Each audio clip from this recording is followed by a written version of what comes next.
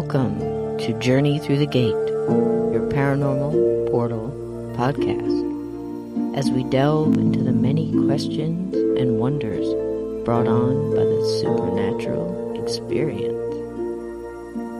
What's on the other side of the gate? Let's find out together.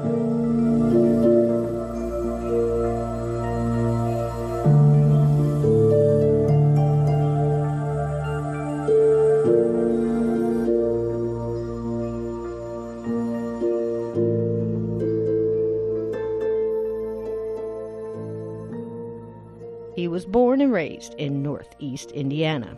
Considers himself a pretty simple country kid.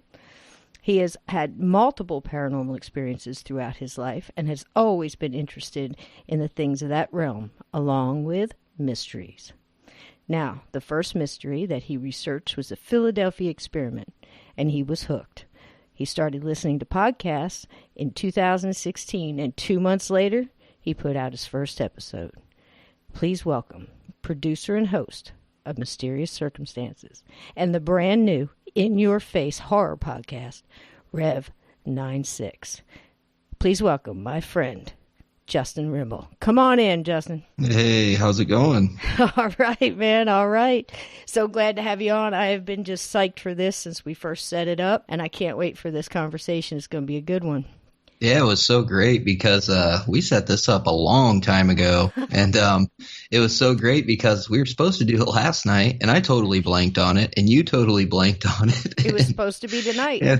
It was just supposed to be. I know. I kept thinking today was the 3rd, and you sent me that message, and I'm like, holy shit! Last night was the 3rd. Oh my god! It's all good, man. It's things fall in place where they're supposed to be, and everything is just right tonight, so it's probably going to be even better. I agree. I got to tell you, right out the gate, no pun intended, Rev 96, man. Wow. You like it? I love it. I'm loving it. My Great. listeners are going to love it. I invited a bunch of people to like it. I mean, Cool. It's no nonsense, beginning to end. It's just solid, I tried to pick a thing. It's definitely in the horror genre of ghost stories, creepypasta, that kind of thing. I'm really liking it a lot. And I appreciate it. Yeah. And where did you get the idea to do it? You just wanted to do it, just a wall to wall. Well, I was on Mysterious Circumstances. I've done some paranormal episodes, but not really like ghost stories. It was more like, debunking them, because Mysterious Circumstances it's an investigative podcast, no matter what the subject matter. So one day I was trying to fill basically a void for an episode. One of my episodes was running late, which most of them are, as you know. But I was like, why don't I just put out, read a couple creepypastas and put out, have some listeners submit some ghost stories. And I ended up doing that very first one about, 6, 7, 8 months ago. And the feedback was really, really good. They're like, dude, you should really do more of these. So I ended up accumulating about 7 or 8 episodes. And back in March, I was like, man, why don't I because Mysterious Circumstances is very conversational. Right. There's no music. It's down and dirty, straight to the point. It's very investigative, lots of facts, lots of research. Mm-hmm. But I wanted to go the other route if I did something like this, and I wanted to have something that I could produce with music and possibly sound effects if they fit into the criteria of the story, and have it scripted. So I took all those old episodes that I had on my old feed, I deleted them, and I had all the audio saved, and then I put out calls for more stories and more creepypastas. And the best part is a lot of the creepypastas that I have coming in are actually original ones written by listeners of mine, along with their real ghost stories that they write in story form. So I was able to record. I have about 10 episodes already recorded. I've only released one. I'm not even on iTunes yet, waiting for approval. I just got on Stitcher. My host site is Podbean, but it's seriously new. But I just kind of wanted to go the other route. I wanted to live the scripted life, and there's no shout outs. There's nothing like that. Right. It's just straight to the point. So Yeah, that's what I was saying, wall to wall. It's just, yeah. Wait till you see the review I put on your thing just a little while ago. You probably haven't even seen it yet. It's just, Well, I can't wait. I did it right after I listened to the first episode, and that's the way you should do it. You shouldn't listen to an episode and let all those feelings go away and then give a review or give your opinion. You can in some cases, but you really want it to be fresh, Exactly. And that's what I put on there. So that's what a review should be. You should, the people should be able to read that and go, this is what I'm expecting. Because it might not be for everybody. And I have so many ways I can go on this right now, but explain to people who might not understand, what is a creepypasta? You see it a lot now. So what does that mean to you? Creepypasta is, they can be short stories down to like literally a paragraph, or they can be longer stories up to, a full page or so, or a couple pages. But what it is it's a to the point short story that are most of the time anonymously written. You can just randomly find them on the internet, and half of them don't even have authors to them. And they are stories that either psychologically kind of mess with you a little bit, or are just straight horror, just enough to make you think and make you scared. And that's why I like them so much personally. Yeah. And I thought it would be fun. I was like, oh man, I can script these and put ghost stories in with them, and just kind of have fun. And it's the first episode, it was a little bit shorter. I just kind of wanted to test the grounds. Mm-hmm. And so far the feedback's been really great. I was really worried about a lot of my listeners, because I even told them, I said, listen, some of you guys might not be into this, right? Because I'm technically, I do everything unsolved mysteries, but a lot of what I do is unsolved true crime. So, I told my listeners, I said, for all you guys that want more horror and ghost stories, this is going to be perfect for you. Mm-hmm. The other ones might not get into it, but I was like, you will not see stories like this on my MC feed anymore, that they're all going to be directed to Rev 96. Mm-hmm. And it's a great concept, and doing them both is going to be just amazing for you too, because you get both your roads at the same time. You can fulfill both of those things, and it's a wonderful way to be. And I've noticed a lot more podcasters are doing that. They're splitting off into two, but in your case, I have no fear that either one is going to suffer for it. I think you just have that personality and that drive and everything else just to keep both of them just top notch. And they are. And for those who haven't heard Mysterious Circumstances, I got to tell you, I don't know how many you're into now. I'm trying to catch up. I'm one of those people that I tell you, if I listen to something, I'm going to tell you I listened to it. If I didn't get a chance to, I'm going to tell you the truth straight up, But I've been trying to catch as many as I can, and I'm just like, my gosh, there's so many, and they're all so good, Justin. They're just so good. Now, let me explain a little bit what Mysterious Circumstances is to me. There's a word I mentioned here in your intro, and it's, and basically it's in mine as well, producer and host. Those two very different words. There's an awful lot of podcasters out there that are doing this on their own. They're doing it, they're researching it, they're editing, they're, scheduling the guests, they're figuring out what the stories are going to be, they're figuring out what their questions are going to be, they're having the convos, they're doing everything, and they're doing it by themselves. That's me, that's you. I know a lot of times you have hosts that help you and people that help you research as well in some cases. But the amount of research that you do for one episode, it might be a 1 or 2 parter, it might be even 3, is unbelievably mind-blowing. Think about just what you did for Billy the Kid, or the recent Doc Holliday, or Jesse James. These are some of these are, like I said, 2, 3, 4 parters. You don't just tell the story that's been rehashed over and over. No, my dear listeners, trust me when I tell you, He knows what's in the pocket of the guy that went in. I dig very, very deep for my research, and that's what puts me behind a lot on my episodes. And that's the coolest part about my listeners, is that they appreciate the amount of research and the detail that I put into it. Mm-hmm. So they're like, well, wait, it's fine. Like, I'm not going to lie. Doc Holliday Part 3 right now is going on about a month. But I've also had to travel and do a live show. But like I told my listeners the other day in my Facebook group, I was like, listen, you guys might think I'm slacking on Part 3, which none of them do, but I feel bad because it's taken so long. But I've also recorded 4 other episodes in the meantime. So as soon as I release Doc Holliday Part 3, they're going to get bombarded with like 4 episodes. I'm going to release one each day afterward. Right. It's like I'm always doing something.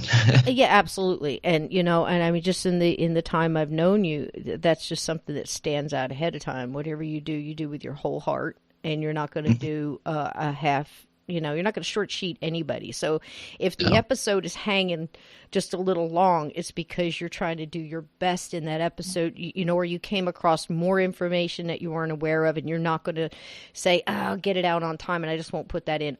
It's going in, and it's going to be a little late, and that's fine. I do the same thing. A lot of times you'll talk to podcasters that'll say, I got to get it out every Monday night at 7:00. I understand that. I get that. That's something that you put out there first, and you're going to honor that, and that's very cool. That's why I never put anything out there. Mine actually says I will do my best to get it out on Sunday. Sometimes Sunday is Wednesday. Sometimes on Wednesday you're going to get a 2-hour that you can break up. You don't have to listen at 2 hours all at once. You can listen to, driving your car. Maybe it'll take you, a week to hit it all. But you're going to have something, I'd rather have something like that I put my whole heart into than to put something half out there. And you don't do that. Yeah. You'd hold on to it, and that's awesome. I've never really stuck to a straight schedule. It's I don't get me wrong, I have a busy life outside here. I have a regular job and I have kids and all that stuff. So right, it's hard. But my with the historical figures, those are the ones that usually are very sporadic because of the fact checking. Right. I can't just go by one article I read with a story. I have to fact check it and corroborate it, because if I'm going to put information out on a historical figure, right, whether it's a Wild West outlaw or Edgar Cayce, I did a 4-part series on Edgar Cayce, which was probably one of the most interesting things I've ever researched. But right, I got to make sure that what I'm putting out is correct, because if not, I'm going to have a bunch of historians that are going to email me and correct me. And so far, I've gotten nothing but compliments. I actually, for the Jesse James episodes, I had 2 historians, one of which had a bachelor's degree from Harvard. She emailed me and actually complimented me on the context that I put involving the Civil War, and how Jesse James's childhood played so much into who he was as an adult, and that was a hell of a compliment, and right, that's what I strive for. It absolutely did, and that's what I'm saying. You put that out there, you're going to get, you're not just going to get the icing on the cake and the stories rehashed the way you've heard them before.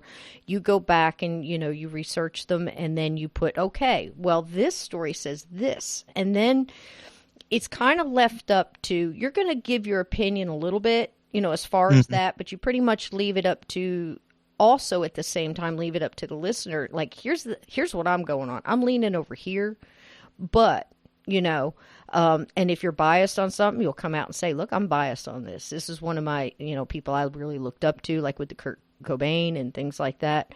You're going to say, look, I'm really feeling this, but to counteract that, you kind of brought in some people that weren't, that biased on it, like really didn't get into the music so much, or maybe weren't into that whole genre as much, to get an opinion on it. And I thought that was really, that's professional as it comes, and it goes beyond that. So if you guys haven't heard Mysterious Circumstances, please get in there and get those. I mean, most of these are in all podcatchers. I know you can get on the Facebook pages for these. That's what I know about. and Stitcher and things like that, iTunes. Listen to these, pick one, and just make up your own mind on it, because every single one digs so deep into it. I listened to one today, and it just made me stop doing what I was doing and sit down and go, what? I listened to the Burger Chef. That one. Burger Chef Murders, man. Are you kidding me? Oh, man. Balls dropped everywhere. That one angered me. Absolutely. I couldn't believe, because like we had discussed, and on Mysterious Circumstances, I go through and do, I basically separate fact from fiction with historical figures, but I also, with Jesse James and Billy the Kid, it was fun because I got to do their life, but I also got to see whether or not they fake their own deaths and stuff like that. Right. But when it comes to the true crime, some of those cases just anger me, and that was one of them. When you said you listened to that one, I was like, oh, she had her hands full with that one right there. Yes, I did. Like, and that was, 1978, I want to say? Was it 78 or 73? I can't remember. I want to say 78, but okay. I'm not 100%. I'm like 80 episodes in, so I get confused on dates. I know, me too. Me too. And I had it written down. Yeah.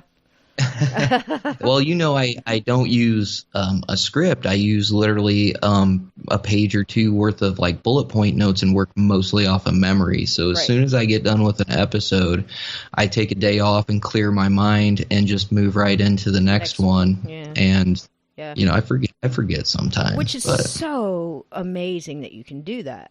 It's just, it is. It's just when you get into something so deep, I can do that with certain things too, and just bring it off the top of my head, and I do the same thing. Once I'm done with it, move on, and then you ask me, I got to think about it, but when you're in the moment, it's rolling. It's up front. It's right up front. And I sat today, Justin, and I thought to myself, now I'm going to tell you again, it's the Burger Chef Murders. And it's I don't remember what number it is, but just go in there and look around, because you're going to see some other stuff you want to listen to in Mysterious Circumstances as well. But listen to that one if you can, because these were kids, man. These were from 16 to 20, I think. And who doesn't know somebody working in a fast food restaurant? And I'm just, the whole time I'm thinking, how in the world are police officers, now you told me that there was somebody still on this, had been working on it since the beginning and still on it, which is wild, because that's a long time. And you look at something and look into it for probably a month, let's say 6 weeks, whatever it took to go through all that stuff, and I'm sure it was a while, and you've come up with more stuff than these people, I want to say idiots, no offense to anybody, but there it is. They're looking at all this and can't come up with anything. Now, granted, some people are dead, some of it's hearsay, some of it's this, but that's your job to look into hearsay. That's your job to look into a lead. Where's the DNA on these cigarettes? What in the world is happening here? Yeah, that's that I'm really known for finding information that even if another podcaster has done an episode on it, I get a lot of compliments, because I find a lot of stuff that not many people do, because I go those different routes. And I've actually have a pretty good following of people who are in law enforcement. One of my really good friends I met through the podcast, he's in law enforcement, and I get compliments when I get compliments from people in that line of work. Right. When I cover cases like that, it means a lot, because and they're like, dude, like, how the way you think about it and the way that you present it and the different theories, how you plug them in, they're like, I never would have thought of that, but it makes perfect sense. Sure it does. And when I get compliments like that on the true crime episodes, and I only do unsolved true crime, it means the world to me. It really does, Well, I got to say, I actually thought halfway through, I said, he missed his calling as a detective. But then again, when you're a detective, you have to also follow the thin blue line. You have to follow the rules. Yeah. You can't go, do you know what I'm saying?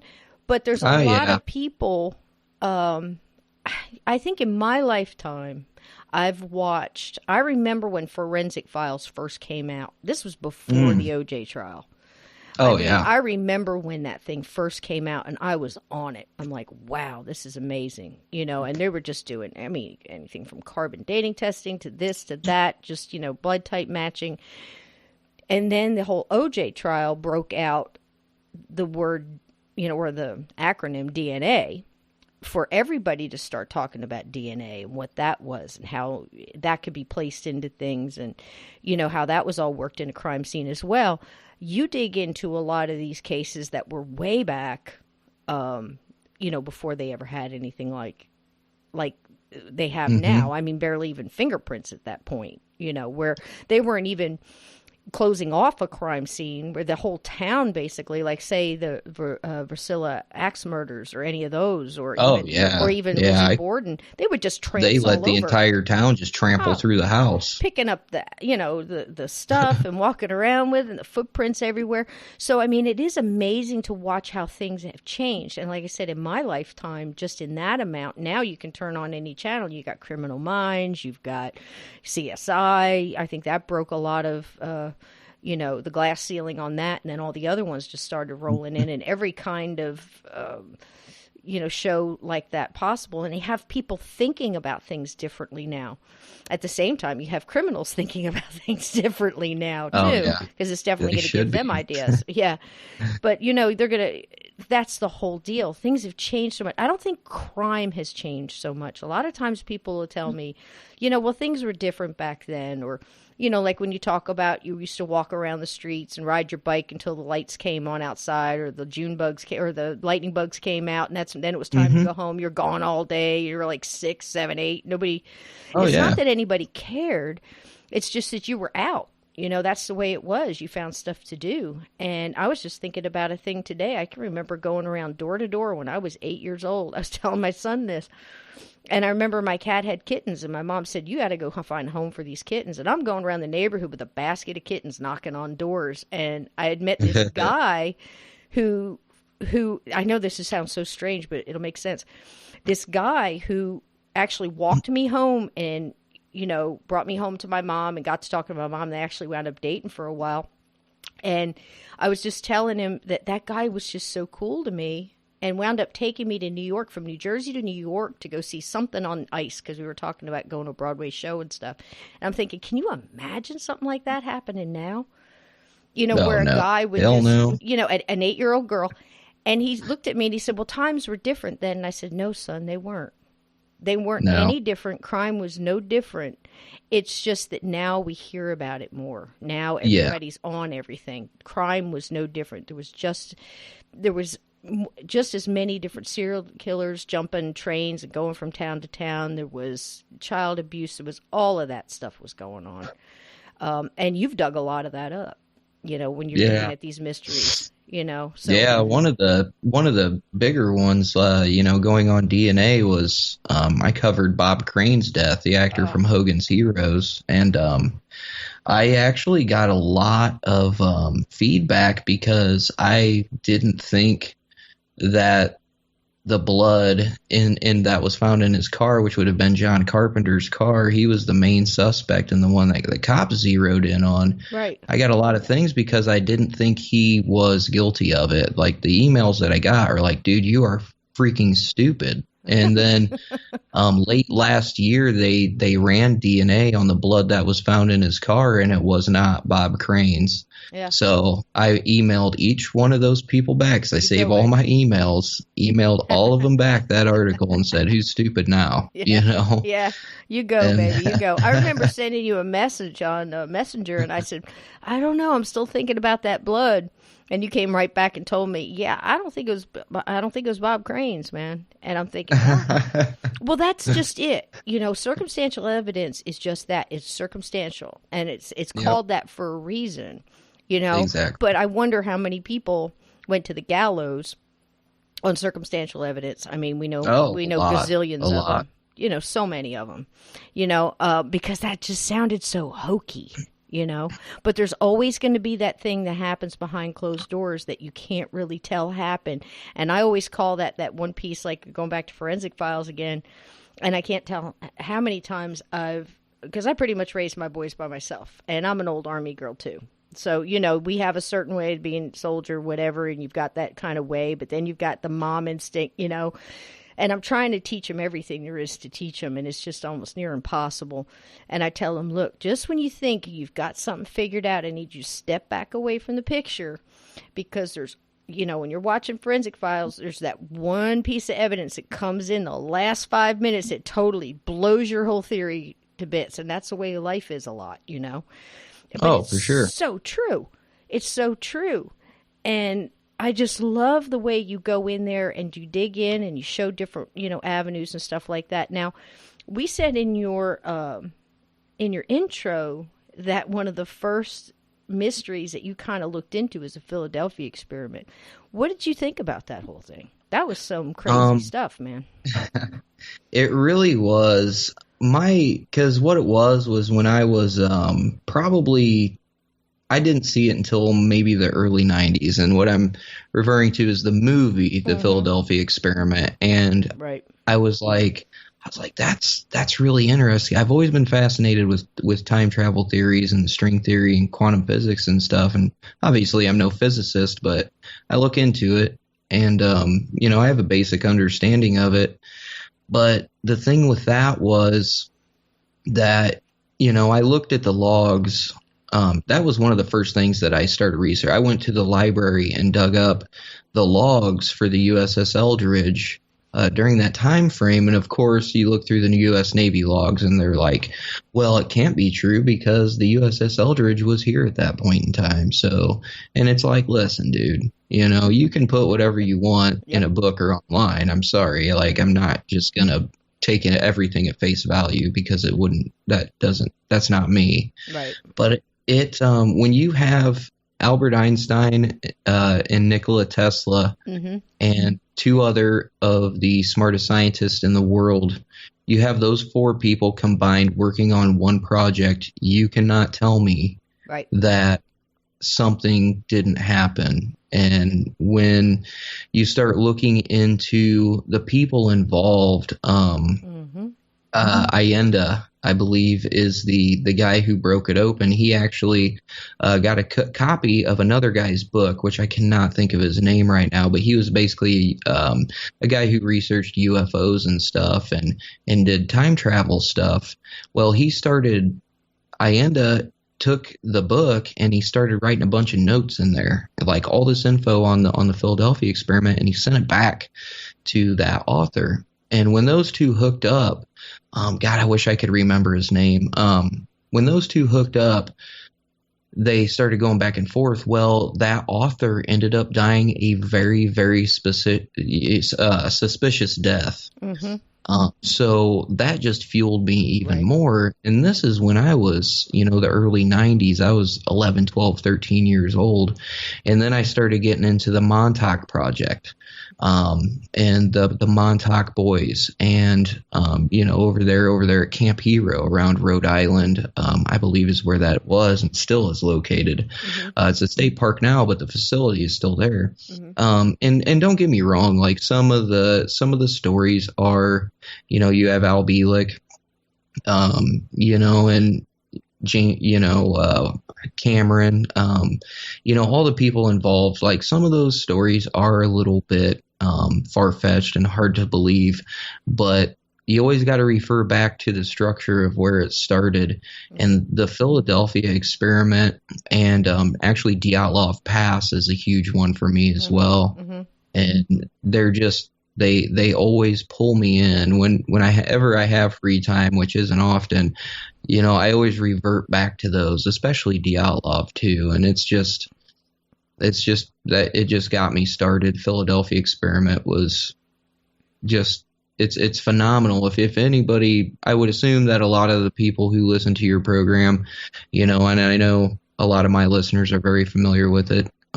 It's super interesting when you start getting into it, but you got to separate the believable from the unbelievable, because some of the stuff out there is pretty extraordinary, you know, and it's like, it's absolutely, you know, but when you get into this, it's just like, anything paranormal, supernatural, you start talking about aliens, you start talking about dimensions, you're talking about, I mean, your head could just explode trying to take it all in. But if you go through and you take it piece by piece like you do, you know, and you really look into it and you think, sometimes, Justin, the strange is the truth. I mean, I've seen strange. I've seen strange, man. Unless somebody has targeted me and is showing me some really wild holograms, or I'm in a, you know, video game or something, or I've taken the wrong pill in the Matrix. I've seen some stuff, you know, I've seen some stuff. Oh, yeah. And in my little life, you know, where I'm not even into any, you know what I mean? I've seen things. And then you get into, okay, well, you start getting into, look at all the stuff that the Nazis were in. I mean, I'm not even talking about World War II. I'm talking about, let's go back to the late 20s. Let's get in the early 30s and stuff. And I'm like, what? You know, all this stuff is starting to peel back now. And you think, And then you know a little bit of all the stuff that we've been into. And you know that old thing that if they're showing it to you in movies now, they had that stuff 15, 20 years ago. I mean, for sure. That's just a given if you know anything about the military. You know, we've both seen it from the inside. You know, we've seen some things. So, I mean, I'm talking about, too, I mean, if you look at Philadelphia experiment and then you look into, say, I don't know if you've ever read the book Camellio with Robert Guffey. If you hadn't, you need to make a note and you need to get into that Camellio, man. I'm telling you. It's about targeted individuals, and it's about some things that a certain group was pulling on a few people as far as cloaking ability, you know, basically sending signals to mess with your mind, kind of like a little bit of MK Ultra, a little bit of, you know, all that other stuff. Yeah. I'm very familiar with MK Ultra. The very first episode I released was Frank Olson, and that is a lot of Project Artichoke and MK Ultra right there. Right. I mean, you know, you got to figure. I mean, I was just talking to Steve Stockton about this not too long ago about, let me get it right. Basically, you know, whether it's any weaponry whatsoever, if you can take it, if you think about it, if you're the head of something and you're the head of a military, not even a certain country, you're in charge, you're in power, whether you're going back 500 years, 1,000 years, or now, that never changes. You know, power corrupts, absolute power corrupts absolutely. You're going to use something if you can as a weapon. Biological warfare, it goes way back. I can't even imagine how far back it goes tribal. Like if you're talking about back in China, or, you know, you want to talk about Egyptian or anything like that, I'm sure Mayan, I guarantee it. But I told a story about, I read a journal of he was a captain of a fort, and it wasn't far from here. It was on the coast. It was early. It was like in your 1600, you know, Jamestown type thing. And basically he was told to wipe out as many Indians as he possibly could. He said, get rid of them by any means necessary. And they had some people that had gotten smallpox. So he basically, after they died, he collected up the shirts and the blankets, and he invited the chief and everybody over and said, hey, we're going to have a truce. We're going to shake hands. We're going to be friends. We're going to work together here. And they made a gift of all the blankets and shirts and everything else to him. And then he wrote in his journal, now all I have to do is sit back and wait. Biological warfare. There it is. And, I mean, it's as old as the hills. So if the military can get a hold of something, you see what I mean, or come up with a design, and that's what the whole Philadelphia experiment was about. They were basically trying to make a battleship invisible, you know, under any means necessary. And then you're looking at this movie and you're reading the books and you're thinking, what? And then when they all broke down and I guess came back, or I can't remember whether it was when they were coming back, where they were trying to bring them back, the structure of their molecular structure broke down and they started melding parts of the ship. So they were coming back halfway through the floor and coming out the walls, you know, just... And you look at that and you go, there's no way anything like that could happen. And then you start taking in all the other stuff that you think too, and you go, one of these things has got to be true. Yeah. You know, and if one of them is true, it's happening. Yeah, or have and been. that's exactly what it went down to, was they were trying to make the ships invisible to enemy radar. Right. And what ended up happening was it teleported, supposedly, it teleported the ship from one harbor to another. And Joseph A. Ende was supposedly the eyewitness who was I believe he was in the Navy at the time, who saw the ship reappear at that other port. Well, it was only at that port for, not like a minute or two, I believe, and then it teleported back to its original spot. And like you had stated, when it came back, there were crew members missing. There were some that were embedded into the steel of the ship because the molecular structure of everything got messed up. And it's believed that the people who disappeared from the ship, one of which being Al Bielek, that his story is very, very hard to follow because he teleported to the future. He was eventually a part of the Montauk Project in the 80s. And how that all comes out is when they did that, they created a teleport 40 years into the future. So they were able to teleport back and forth, and then they kind of based time travel off of that. And Al Bielek went to the future, like the far distant future. Like some of the shit this guy says is just crazy. And don't get me wrong, like I'm okay with crazy. Like I can expand my mind, okay, but some of the stuff that he's talking about is so out of the realm that it's like, man, it's like, I want to believe this, but some of this just doesn't make sense for any kind of, future visions of the earth. Cause he supposedly teleported to the year like 3000 and something. Right. So, I mean, he was like way there, but he was also reborn again. He was directly reincarnated and reborn under a different name, which is where his last name Cameron comes from. But he remembered everything when he was born again. And it's just so it's just so crazy. It's hard. Yeah, you got to break it all down. But see, then again, if you look at something, let's take something a little bit more, kind of mainstream and look at JFK. Oh, for sure. And all right, on JFK. Oh yeah. So I mean, if you look at JFK and you're watching it live, which I was a little too young to watch it live. I know my parents did, but you're watching all that breakdown, and you want to believe what's being said on the television. You want to believe, again, a different time, but that doesn't mean people are different. The time was different. The way things were handled were different. It doesn't mean people and human instincts and human, things humans did aren't so much different.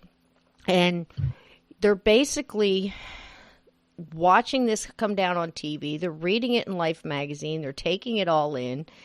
And over, again, my lifetime, literally, you're watching it unpeel. You're watching people who had information die mysteriously. You're watching all this, and you're just going, what? And then you're listening to all the theories and all the speculations, and, people are coming by, and you're piecing it all together, and the grassy knoll and the puff of smoke, and, behind the fence of the grassy knoll, and the sewer drain. Because I'm telling you, if I wanted a shot, that's where I would have been. I would have been on top of the building, or I would have been in that sewer drain, because that's a great shot right there. If you know what I'm talking about, Then you're looking at all the different hits where all the different bullets went. And I'm counting them. I'm going 1, 2, 3, 4. Okay, wait a minute. I got 6. And I'm nobody. So I'm like, what's going on here? And then things start peeling away. And then you start listening to all the stories. And you're listening to what other people have dug up and deathbed confessions and things like this. And basically, the truth is in there. It's just mixed in with what I call, it's like a stuffing. It's like they take the truth turkey and they stuff it with all this stuff to distract you. And people are missing the turkey. It's amazing. Yep. It's in your face. It's right there. It was just like Caesar, just like probably Lincoln, just like, name them, Patton. It's basically look within the circle. Who was the most trusted people? Who were the closest ones to him? You know, and what was he doing at the time? And people will ask, well, was it this? Was it this? Was it the CIA? Was it, you know, was it the inner people? Was it because of Vietnam? Was it because, and your answer is yes. You know, it's kind of all of that. It just boiled to one point. And you know what, Justin? I think he kind of knew it was coming. I think Martin Luther King knew it was coming too. Listen to his speech right before. It's just, just, you know, it's just crazy. But that's the way I look at all this stuff. And then listening to your podcast, I kind of try to look at it through a pair of fresh eyes. And, you know, some I'll get, and I'm kind of leaning, like we said, circumstantial evidence. I'm like, oh, that bothers me, that blood on the door. Yeah, but then it's a word not many people like to hear. But at the end of the day, like when it comes to unsolved cases, people... you know, they're like, well, how is this guy not charged with this crime? And it's like, listen, you have to be able to prove beyond a reasonable doubt that this person did it. Yep. And if there's that shred of doubt, that person is not going to be convicted. Right. And if it's circumstantial evidence, then they're not going to file murder charges, you know, and stuff like that, you know, and well, you hope they wouldn't. Speaking of smaller cases, you know, JFK personally, I've lost years of my life looking into that one. Too. But at the end of the day, you know, there's been proven situations and meetings between certain people. And if you're as familiar with the JFK assassination as I am, then you would know that the mob out of Louisiana played a huge part in that. Huge part. And and there's documented meetings between certain people connected with that. And then you have the Sam Giancana factor, you know, Bobby Kennedy. And who was friends with Sam? Because I actually dug really deep on Marilyn Monroe's death. That's another one I'm not buying. I'm not buying what they put out. And the information I put out in part 2, people were just like, holy crap, dude. Yeah. Like, how did you find that stuff? And it's like, it's out there. You just have to look. And I tell them all the same thing because everybody's always like, dude, state your sources. And it's like, no, I'm not going to, because literally Google.com. I said, if you type the right thing into Google.com, you'll realize that there's more than one page on Google.com. If you start going through, you can find all this information too. And if, like you had said earlier, you know, a huge compliment that I appreciate is that I do unbiased research and I look at everything. And to do that, I mean, if I stated my sources for a single episode, there would literally be, you know, 50, 60, you know, web pages, you know, forums and videos and everything. It's like, I'm sorry, but I'm a man pressed for time. Ain't nobody got time for that. You know, I got to get to the next episode here. I'm not going to sit here and do that. I know. I think people forget how much, you know, a couple of things you said there I wanted to comment on, and not to cut you off. No way do I want to cut you off, man. Go ahead. But my ice was melting and I had to reach over. Yes, people, if you can hear, we are drinking adult beverages. We are adults. We are drinking and we're smoking cigarettes. Call the cops. Because we're kicking back. I got me a nice cold rum and Coke, and Absolutely. I'm pretty much, for the most part, chain smoking. I usually hand roll my own cigarettes, but today I went and bought a pack because I knew me and you would be drinking and chain smoking. I got over my here. American Spirits and my DiSerono. I am a very happy girl. And if I forget during this conversation what I'm drinking, it actually says so on my fancy cut crystal glass. Yes. I have a glass look at you. That says DiSerono. Yeah, I'm just, tonight was a celebration, my friend. I was so glad to have you on. I'm just digging this. I'm really digging this. But not to forget what I was going to say as far as, but you will be hearing ice, listeners, and it's okay. It's all okay. I'm supervised. Oh, yeah, I'm sure. supervised. I chose a plastic cup just for the sound factor. I put everything in a plastic cup. I don't want to be jingling around too much. Nah. It's my show. Jingle on, baby. It's my show. I pulled out the cut crystal for you.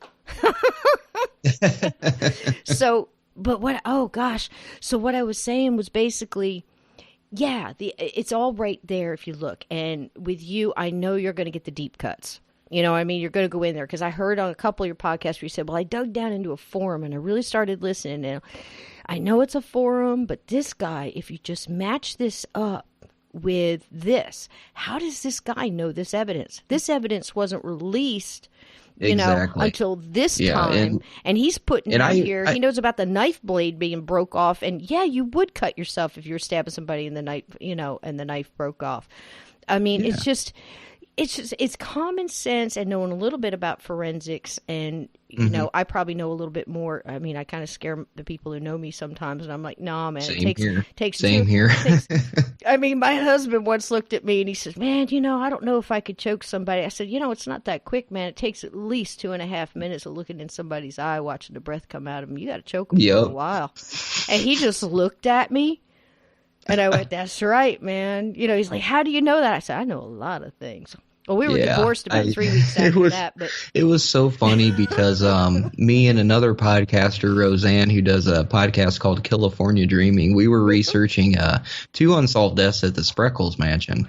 And I put in my Facebook group, I was like, listen, I need some very specific information, but I need medical professionals for it. Oh, no. I said, I'm not going to tell you what it is, because when I tell you, I'm going to sound like a psychopath. And it was funny because it's so great now, because up until about a month ago, I literally had done all the research for every episode myself, and I finally broke, because I took pride in it. You know, I take a lot of pride in doing stuff myself. But I finally formed a little research group. There's 25 volunteers that I have now, and I'm, you know, not to be that guy, but I do fact check everything they send me. So I'm still weird about it. Right. But it was funny because I got 3 or 4 messages and they're like, what do you need? I'm a nurse. I know a lot of doctors. And I'm like, okay, if a 5'3" woman weighs 120 pounds and drops 9 feet and has a snag at the end of the rope, what vertebrae in her neck are going to break? And how long will it take her to die if she does not break her neck? And will she possibly be decapitated? And I had one listener just like, dude, are you kidding me? Like, I'm not going to ask a doctor at work this question. I would. My first question is, what kind of rope is it, man? What kind of rope is it? Because it matters what kind of rope it is. But see, you know, you get a couple beers in you, and somebody says something at a party like, well, I think that he fell down the stairs, and, you know, I think, you know, and you just answer in a methodical kind of tone. Nope, that wouldn't happen like that, and you start giving out facts. You scare people, you know. Oh, yeah. But the most fun is to do it methodically. You know, I remember the time my 10-year-old son came in. We were just in the herb garden, and I was telling him, and I had no idea he was going to take this turn, but he's my son, and it's understandable. We're sitting there, and again, my ex was kind of being like a little jerky, and, you know, but he said something, I can't remember what it was, and we had spent all day. I was teaching them. I homeschooled them for several years, and that's not an easy task to do, you know. No.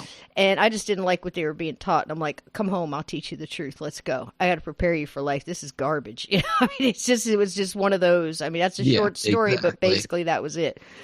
So I had told them both, and I kind of messed with their minds a little bit, and I said, when you guys go to sleep tonight, before you go to sleep, because they shared a room, I said, what I want you to discuss is tomorrow I want you to give me a date, and you don't know why I'm asking you for that date, and tomorrow we're going to execute everything that we're going to be taught using that date.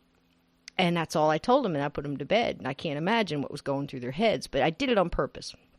So can't imagine the conversation. I would love to have been a fly on the wall. Well, if we tell her 1960, what does that mean? You know, if we tell her this. So anyway, they came up with I think they picked a safe date, like 1935. And I'm telling them at breakfast, and they said, okay, Mom, what's the date about? And I'm dragging it out and stuff and messing with them. And finally I told them, well, we're going to go out back and we're going to build a garden, but we can't use any utensils or farm implements or any kind of tools that weren't invented before 1935. And they were like, no. But that's how I taught, which is probably why they're messed up today. But anyway, We had a I know, right? I'm a terrible mom. But we went out and I showed them, and actually we did half the garden that way, just so they could appreciate having the tools that we did have in the modern times, which is just a cool way of teaching. Plus I taught them, vegetables. We planted beans and everything else, but we also did herbs because I'm Native American. And as we planted the herbs, I taught them how they're used medicinally and different things like that, traditions and stuff. So that night we're sitting there and I'm thinking, you always wonder what your kids absorb and what they take away from a lesson, And my husband said something, and my 10-year-old looks at me and goes, Dad, I'd be careful what you say to her, man. She's got stuff out there to kill you, and you'd never know it and never see it coming. And I just kind of looked and laughed. I said, that's right, baby. It's like absolutely true. But, you wonder, you hear this all the time, Justin. There's never been a perfect murder, never been a perfect crime. People are like, what? If it was perfect, you wouldn't know about it. Exactly. There's been so many, you just don't know about it. And you were talking about circumstantial evidence earlier too. And what I was thinking when you were saying is that you hope that in the judicial, I can't say it, in the system, that it would, all right, I'm on my first Cicerello, it's going to get worse. So strap yourself in, man. I'll be slurring by the end of this. So but you hope that that's the way it would work, but we know for a fact that many people were put away on circumstantial evidence, Oh, yeah. It's supposed to be proven without, any doubt, and the jury's supposed to go back. Now, I don't know how many times I've looked at the jury system and said to myself, I can't believe some of these people have to sit here and look at these people and think this is a jury of your peers.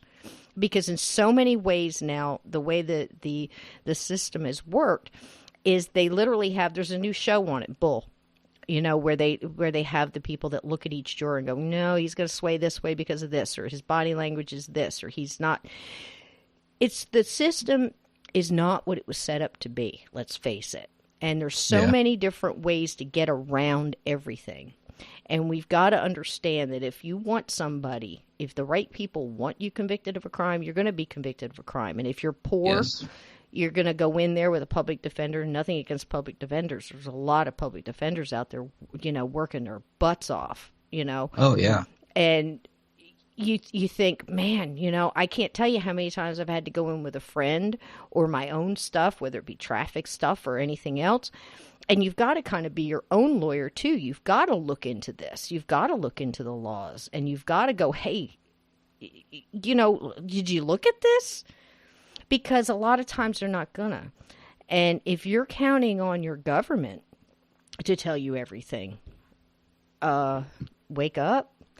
I have so many people. I don't know how you feel about aliens and disclosure and all this. I really don't know. I mean, I've looked into your stuff. I haven't really touched on it too much, not to cut you off. Right. I haven't really touched on too much of that on Mysterious Circumstances, but at the same time, one of my upcoming episodes in probably about 3 weeks, I just posted in my research group today.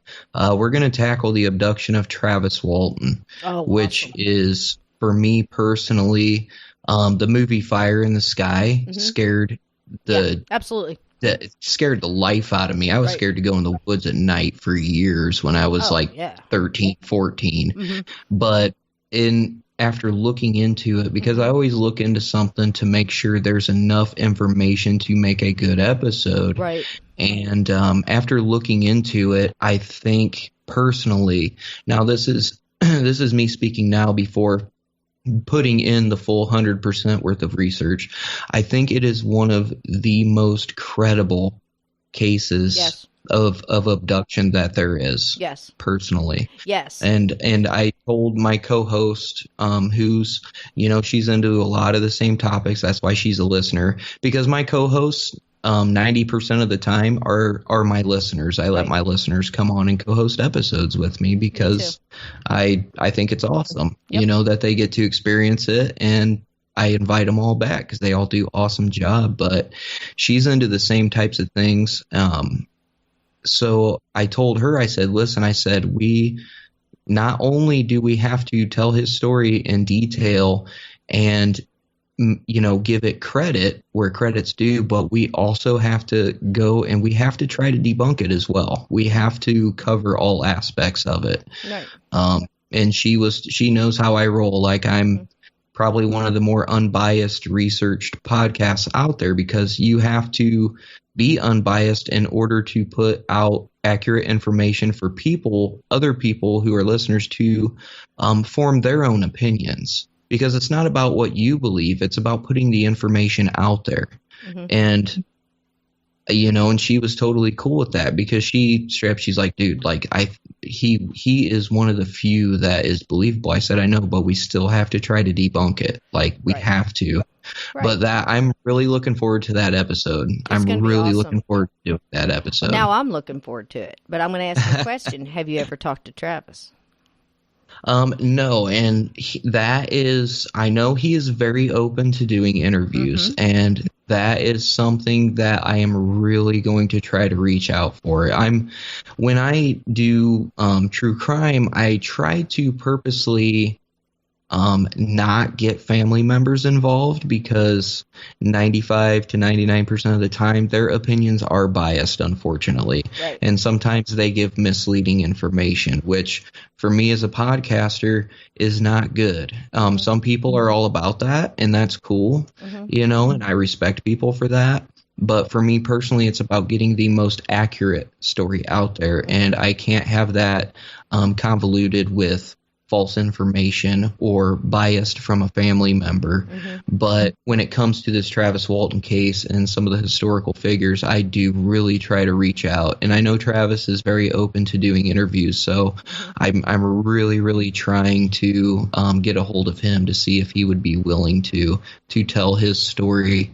And I think that would just be simply amazing. I do too. And I've got a connection in that department, so I'll be happy to catch you after the show and send you that information. You can get right to him. Please, because it might be interesting to do the whole episode as you would, and then maybe interview him afterwards and see how that all falls into line. Because I can tell you this, and I won't give away too much, but I can tell you this. He'll tell you, basically, in the movie, he will tell you what they did and what they didn't do in that movie, that was right or wrong.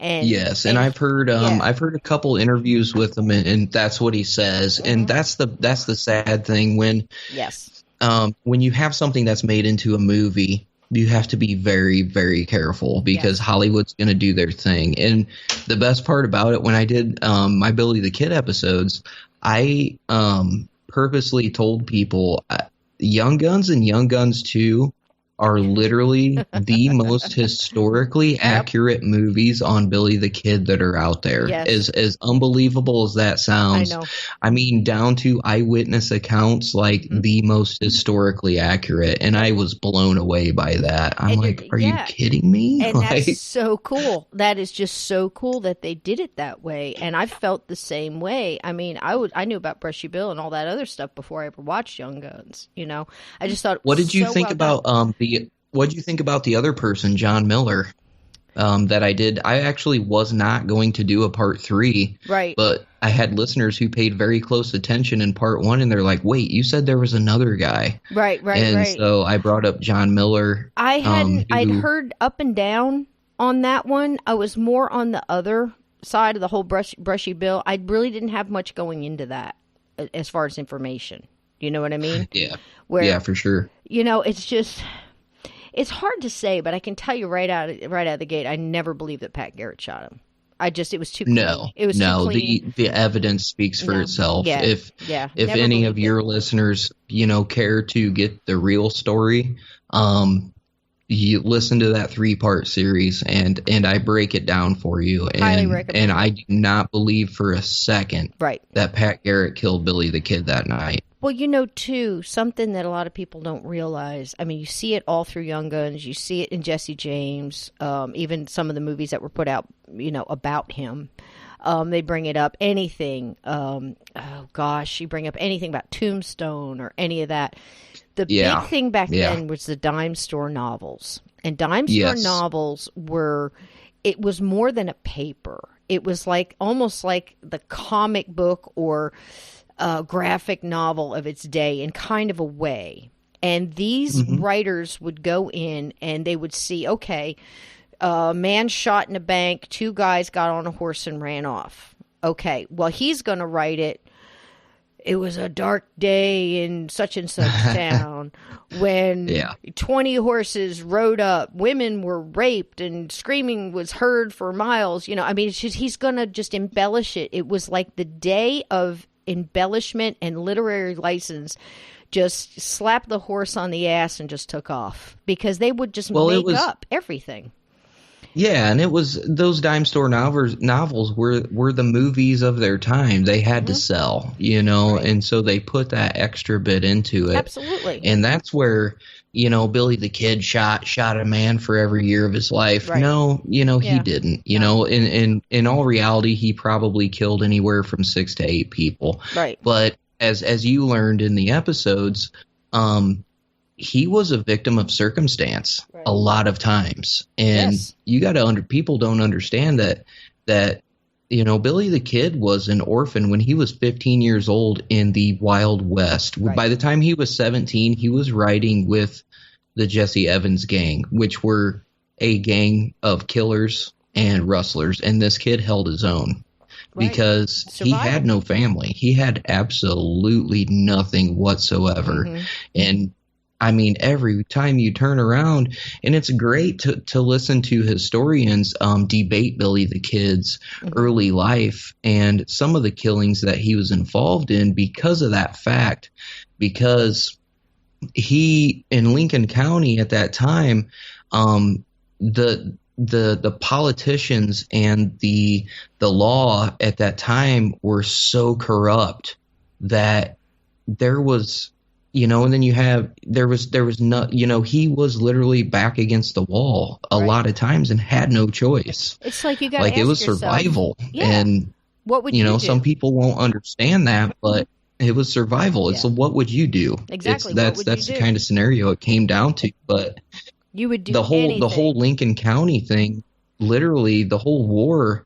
Billy the Kid was involved in the Lincoln County merchant war, which they call it a cattle war too, but it was more of a merchant war.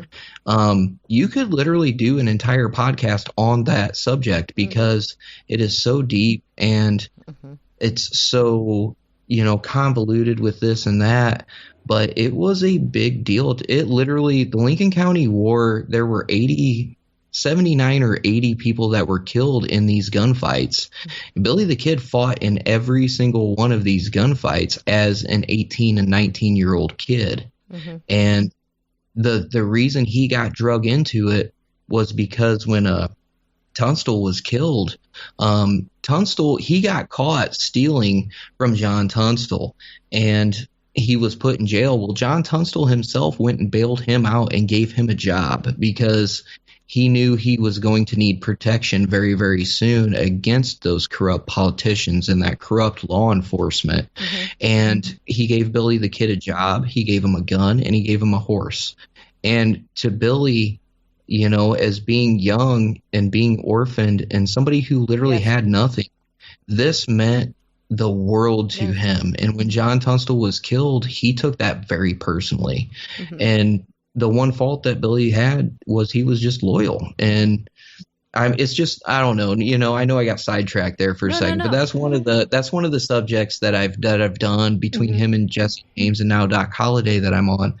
After I did Billy the Kid, I got so many requests for Wild West figures. They're like, dude, I had no idea, about this, you have to do more. And it's like, listen, I love doing this stuff, but I got other stuff that I do too, I'm recording a paranormal episode on Wednesday. And the research takes forever. Is just so in depth, and people don't realize that. And, before I get off track here, it's like Billy the Kid, it's like I said, what would you do?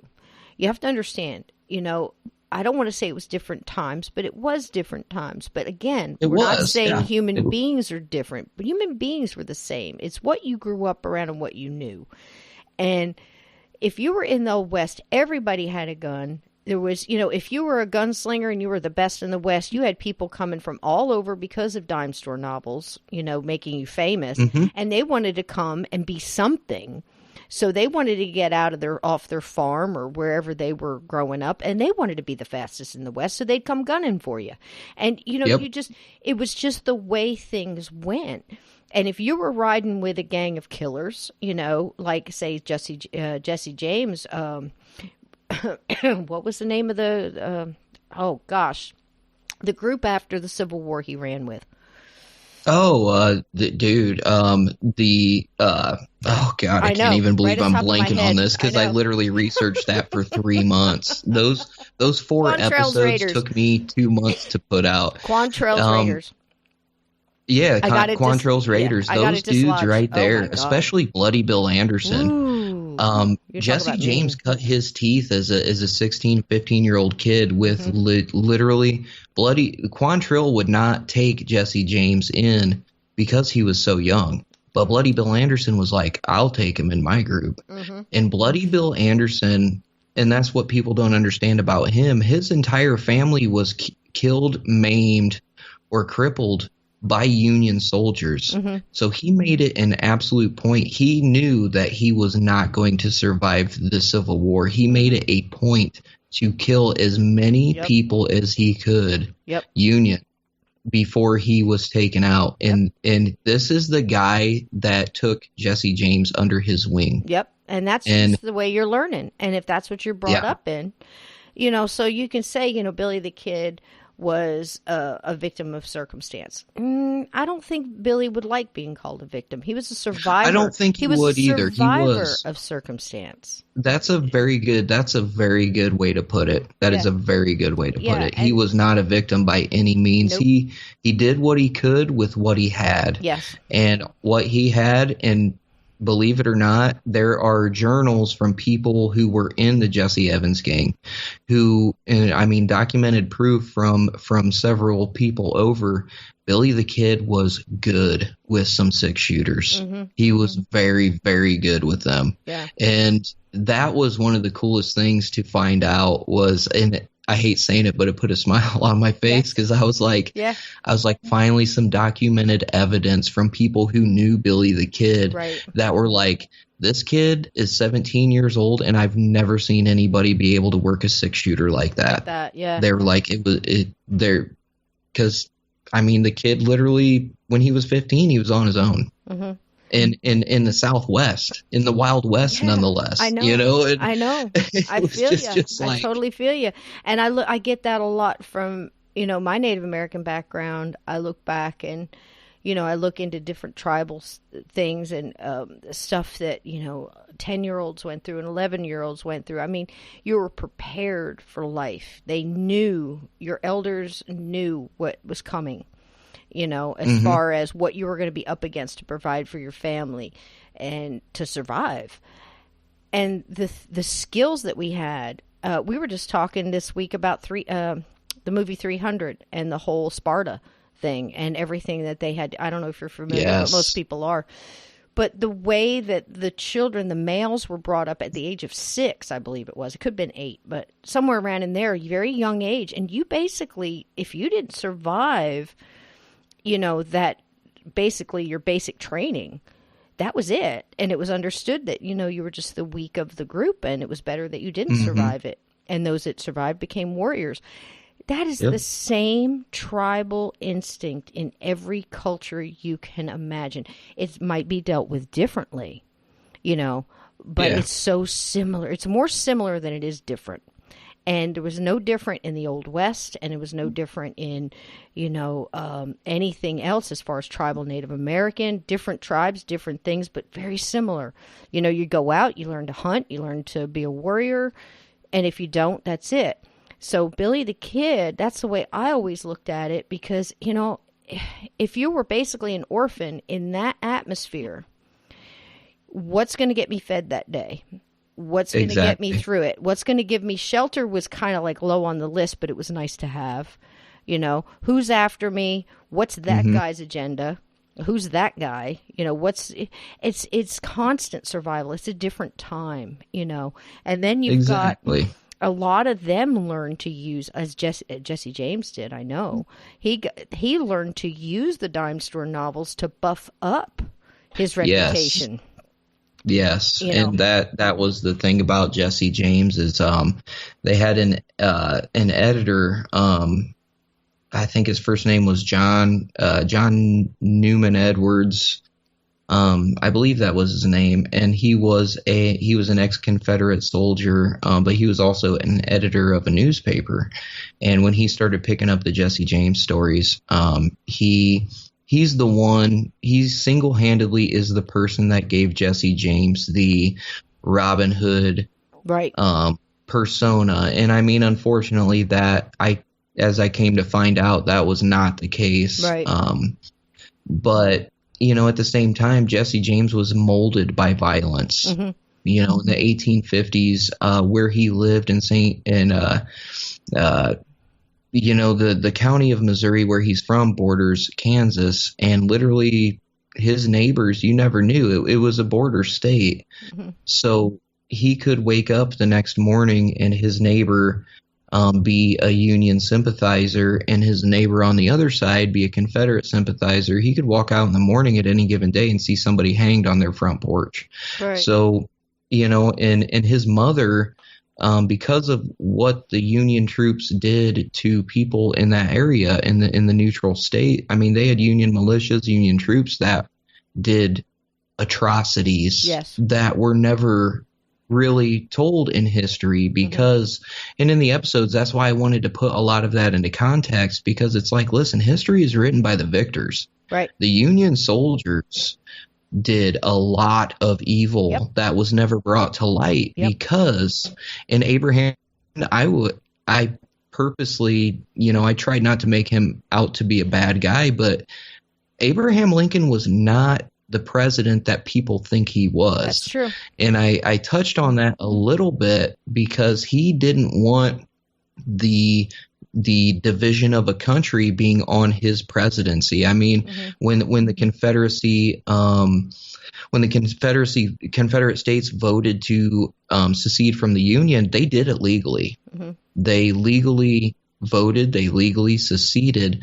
So when Lincoln invaded, I believe it was Charleston, I want to say. I'm not 100% sure, but he invaded a sovereign nation at that point. Mm-hmm. That's a declaration of war. Yep. And that's how a lot of this got. And don't get me wrong, the wheels of the Civil War were set in the 1820s and 1830s. Like, it was a long time coming. It was. But, Jesse James, I mean, his mom, their family went through a lot, and Jesse James's mom molded him and his brother to be violent. Like, this was the only way to get your point across, and this is what he grew up with. And after the Union militia showed up at his farm and tortured his stepfather to the point where his stepfather ended up being brain dead, and they tortured Jesse James. They hung him from a tree and burned the bottom of his feet so bad that he couldn't walk. And, it's just all of that stuff accumulated to what Jesse James ended up being. And I'm not justifying anything Jesse James did, because I mean, he was a cold-blooded killer. Right. And I'll be the first one to say it. And Frank was worse. Frank was 10 times worse. Yeah, people don't get that. But that's the thing is, and Frank was 10 times worse. And Frank never did one day in jail, not one single day. But both of them, they had at a certain point in time 50 bounty hunters. They had the government after him. Mm-hmm. They had the Pinkerton agency after him. The Pinkertons, literally, it got to the point where the Pinkertons gave up looking for Jesse and Frank James because they knew they couldn't even deal with what they were capable of. Because one of the more interesting things that I discovered about Jesse and Frank James is William Quantrill was trained by a guy down in Texas during in the 1850s. And this guy in Texas, what they did was they were trained by Cherokee Indian who were Confederate sympathizers, and they were taught in the guerrilla warfare, ambush techniques, camouflage, all this stuff. So when William Quantrill joined up with the Kentucky Infantry, I can't remember what regiment it was, but Quantrill realized that they were not going to win the war playing it by the rules. So he branched out and started his own guerrilla group, and he formed the Raiders, and he taught all of his Raiders, and that would be Bloody Bill and Jesse and Frank James included, all these guerrilla warfare tactics. So when they got to the point where, and I mean, Jesse James even tried surrendering to the Union troops at one point in time, and as he was riding his horse, with a white flag, he was 18 years old, I believe, at the time. He was literally shot off of his horse while trying to surrender. And then the Union troops tortured him until he pledged his loyalty to the Union. And he absolutely refused. So they left him for dead. But he did not die. Yeah. He just got even more angry. Yeah. So that's when they formed the James Cole or the James Younger gang, and they were all trained as guerrilla fighters. So they had these techniques, and that's why they were so successful for so long. Right. And that's why Jesse James he never got caught. In 15 years of robbing, killing, and everything else, Jesse James never got caught. It's a long time in the West. It's so interesting when you get into it. Yeah, it is a very long. I totally am right there with you, man. And just if you look at this, any listeners that are still hanging in there, and if you listen, we're in an hour and 15 minutes of this. We're totally branching off into non-paranormal stuff, right? But it's totally history, but it's so fascinating to get into. It's just like crap. It's like we told them ahead of time. It's going to be a convo, man, and wherever it goes, it goes, and that's just it, because we're both so interested. Listen, history is part of it. If you're into paranormal, you've got to understand the history, and if you want to understand the paranormal and you want to understand supernatural, is a little different. That's a different thing. But if you're dealing with if you're dealing with paranormal and you're dealing with the uncanny.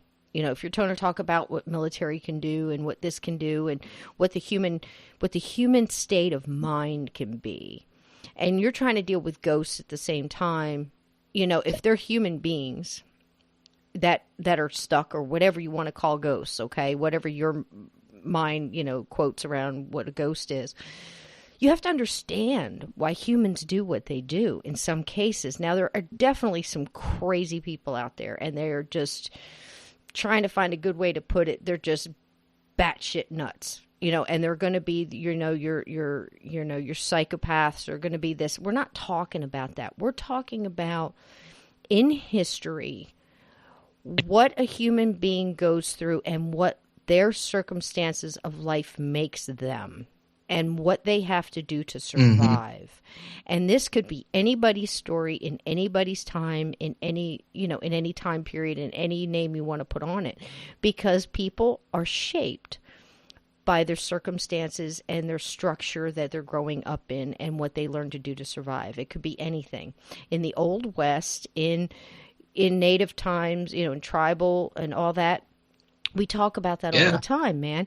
So if you have a ghost that has passed, I'm going to have Dan Baldwin on here, and I guarantee you're going to love that episode, because he goes in and he talks to the old coal miners here. I think it's Arizona, and Tombstone. He's talked to Maddie Earp.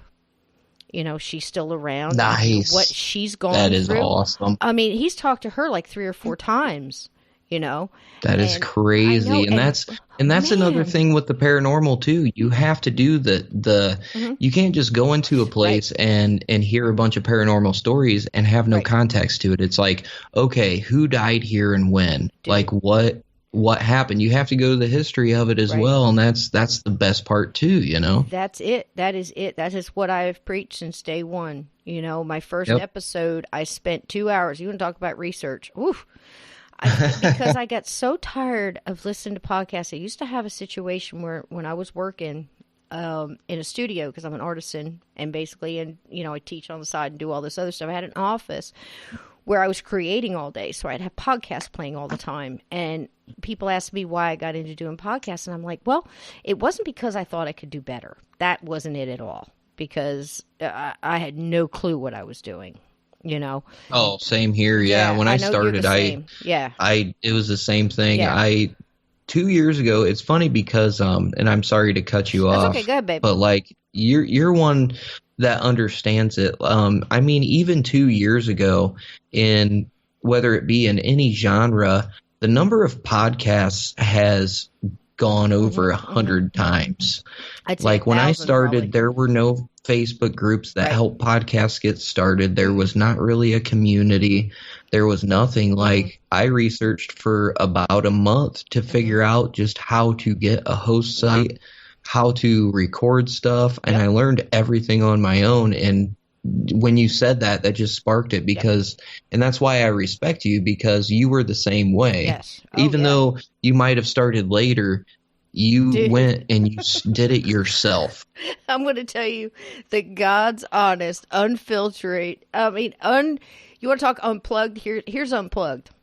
I sat down in a situation, and my listeners know this story. My son was in a horrible car accident, actually a year ago this week. He had a 15% chance of making it. And that was 6 states away. I got on a plane, and I joke you not, I have no idea what I threw in my bag. I think I left the house with one flip-flop. I know I had the remote control, probably 3 T-shirts and the clothes I was wearing. You don't know what you're doing. You leave in a fog. I came back 3 months later, and basically, it's okay. He's going to need 24/7 care. He's going to have a lot of this, and he is doing fantastic. He runs circles around me. He's a miracle walking. I cannot express that enough. That is awesome. But I'm still here because of government things and stuff that I have him involved in. I still have to be here, and I'm fine with that. But I sat here and I thought, what can I do that can reach out to people who need help? What can I do out of my little corner of the world to just do something to keep my mind and maybe help some people? And I thought, okay, paranormal, people can talk about their experiences. We can match them up, see if we can get them some answers, yada, yada, yada.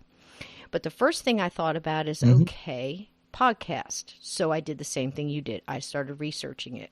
And I'm thinking, okay, what kind of equipment I have? And I'm hearing all this stuff about, it costs you about $5,000. You got to buy this microphone and the Blue Yeti, and you got to have this and you got to have that. And I look over at my boyfriend, and he's been, this is funny. You're going to laugh. Hang on to your seat now. Oh, I can't wait. He was, do you ever hear of CBGBs? The New York bar, CBGB's, where the Ramones came out of it, the Dead Boys, the Blondie, all these things. Back in the late 70s, 80s. It's in New York, and it's this little hole in the wall bar that just made so many people famous because you go in there and be yourself, and it bred a lot of great groups. Well, there was another group there that played all 3 decades. It's the only band that ever played all 3 decades of the existence of CBGBs in New York. And one of them was Blondie and Deborah Harry. The other one was the big Deborah fat... Harry. Yeah. The other ones was the big fat pet clams from outer space. And my boyfriend is the keyboard player from that. He has been in this... He's a punk rocker from way back, baby. Rock and roll, punk rock never stopped. So the house is filled with all this equipment, and I looked at him and I go, all right, I'm a blues singer. I'll use my blues mic. I was like, hey, baby, you got a mixer for me? He's like, yeah, I got a mixer. Couple of cables, an old dusty laptop, and $20 for Lipson. Podcast. You know what I'm saying? It's not, don't believe the hype. If you want a podcast, you got to put the time in. It's going to be a lot of skin. It's going to be a lot of time, but you got to learn. And it's like one, you're reading, you're watching a lot of YouTubes, you're reading a lot of manuals, you're, looking at this, but you can do it. And I thought, okay, I'm going to do this, but I want to change people's thoughts about, I got so sick of listening to these big, huge broadcasting, genre type paranormal shows where the host would ask the guest like they haven't been doing it for 30 years. It's like, why are you asking that question? He's not even asking it like, he's never heard the answer before. Come on, aren't we past this now in the paranormal? Come on. Let's open this up. Let's stop guessing. If all this stuff is happening, people are being abducted, people are seeing flying saucers, people are seeing cryptids, people are seeing this, there's something just walked across the living room. Something's going on, so Yeah, let's stop. exactly. Let's stop with all the what's out there. I absolutely believe, man, that what we were saying earlier, that this does have a lot. History has a lot to do with the human factor of the paranormal. Yes. And I'll tell you what, touching on that, if there's one thing, and I don't, from doing in like I said, in mysterious circumstances, I touch on, conspiracies. I debunk and put fact versus fiction into, historical figures. I do unsolved true crime, paranormal, just everything. Mm-hmm. And if there's one thing that really, really bothers me about paranormal or abduction cases, and like I said, Travis Walton will be my first abduction episode that I'm touching on. And the only reason is because I do think that it is the most credible, and I really want to dig into it to decide that for myself. But if there's one thing that bothers me, it's that you always see eyewitness accounts discredited. Okay. Right. But what I always tell people from having a podcast that touches on so many different topics is that, okay, you can discredit eyewitness accounts all you want, but at the end of the day, an eyewitness is enough to put somebody on death row in a murder case. Mm-hmm, mm-hmm. Why is it not credible in a paranormal or an abduction case? Right on, baby. And when I tell people that, they don't know what to say because they know I'm right. Mm-hmm. Because it's like, okay, why can you discredit a person for, like when it came to the Mothman, when it comes to, Point Pleasant, all these people are discredited 1,000 times over by skeptics. And it's like, so if you're telling me that this person says they saw this guy kill this other guy, and that's enough to put him in prison for life for murder, that's a credible eyewitness account. But yet that same person, if they say they saw this, that's not credible. Like why is there that bias there?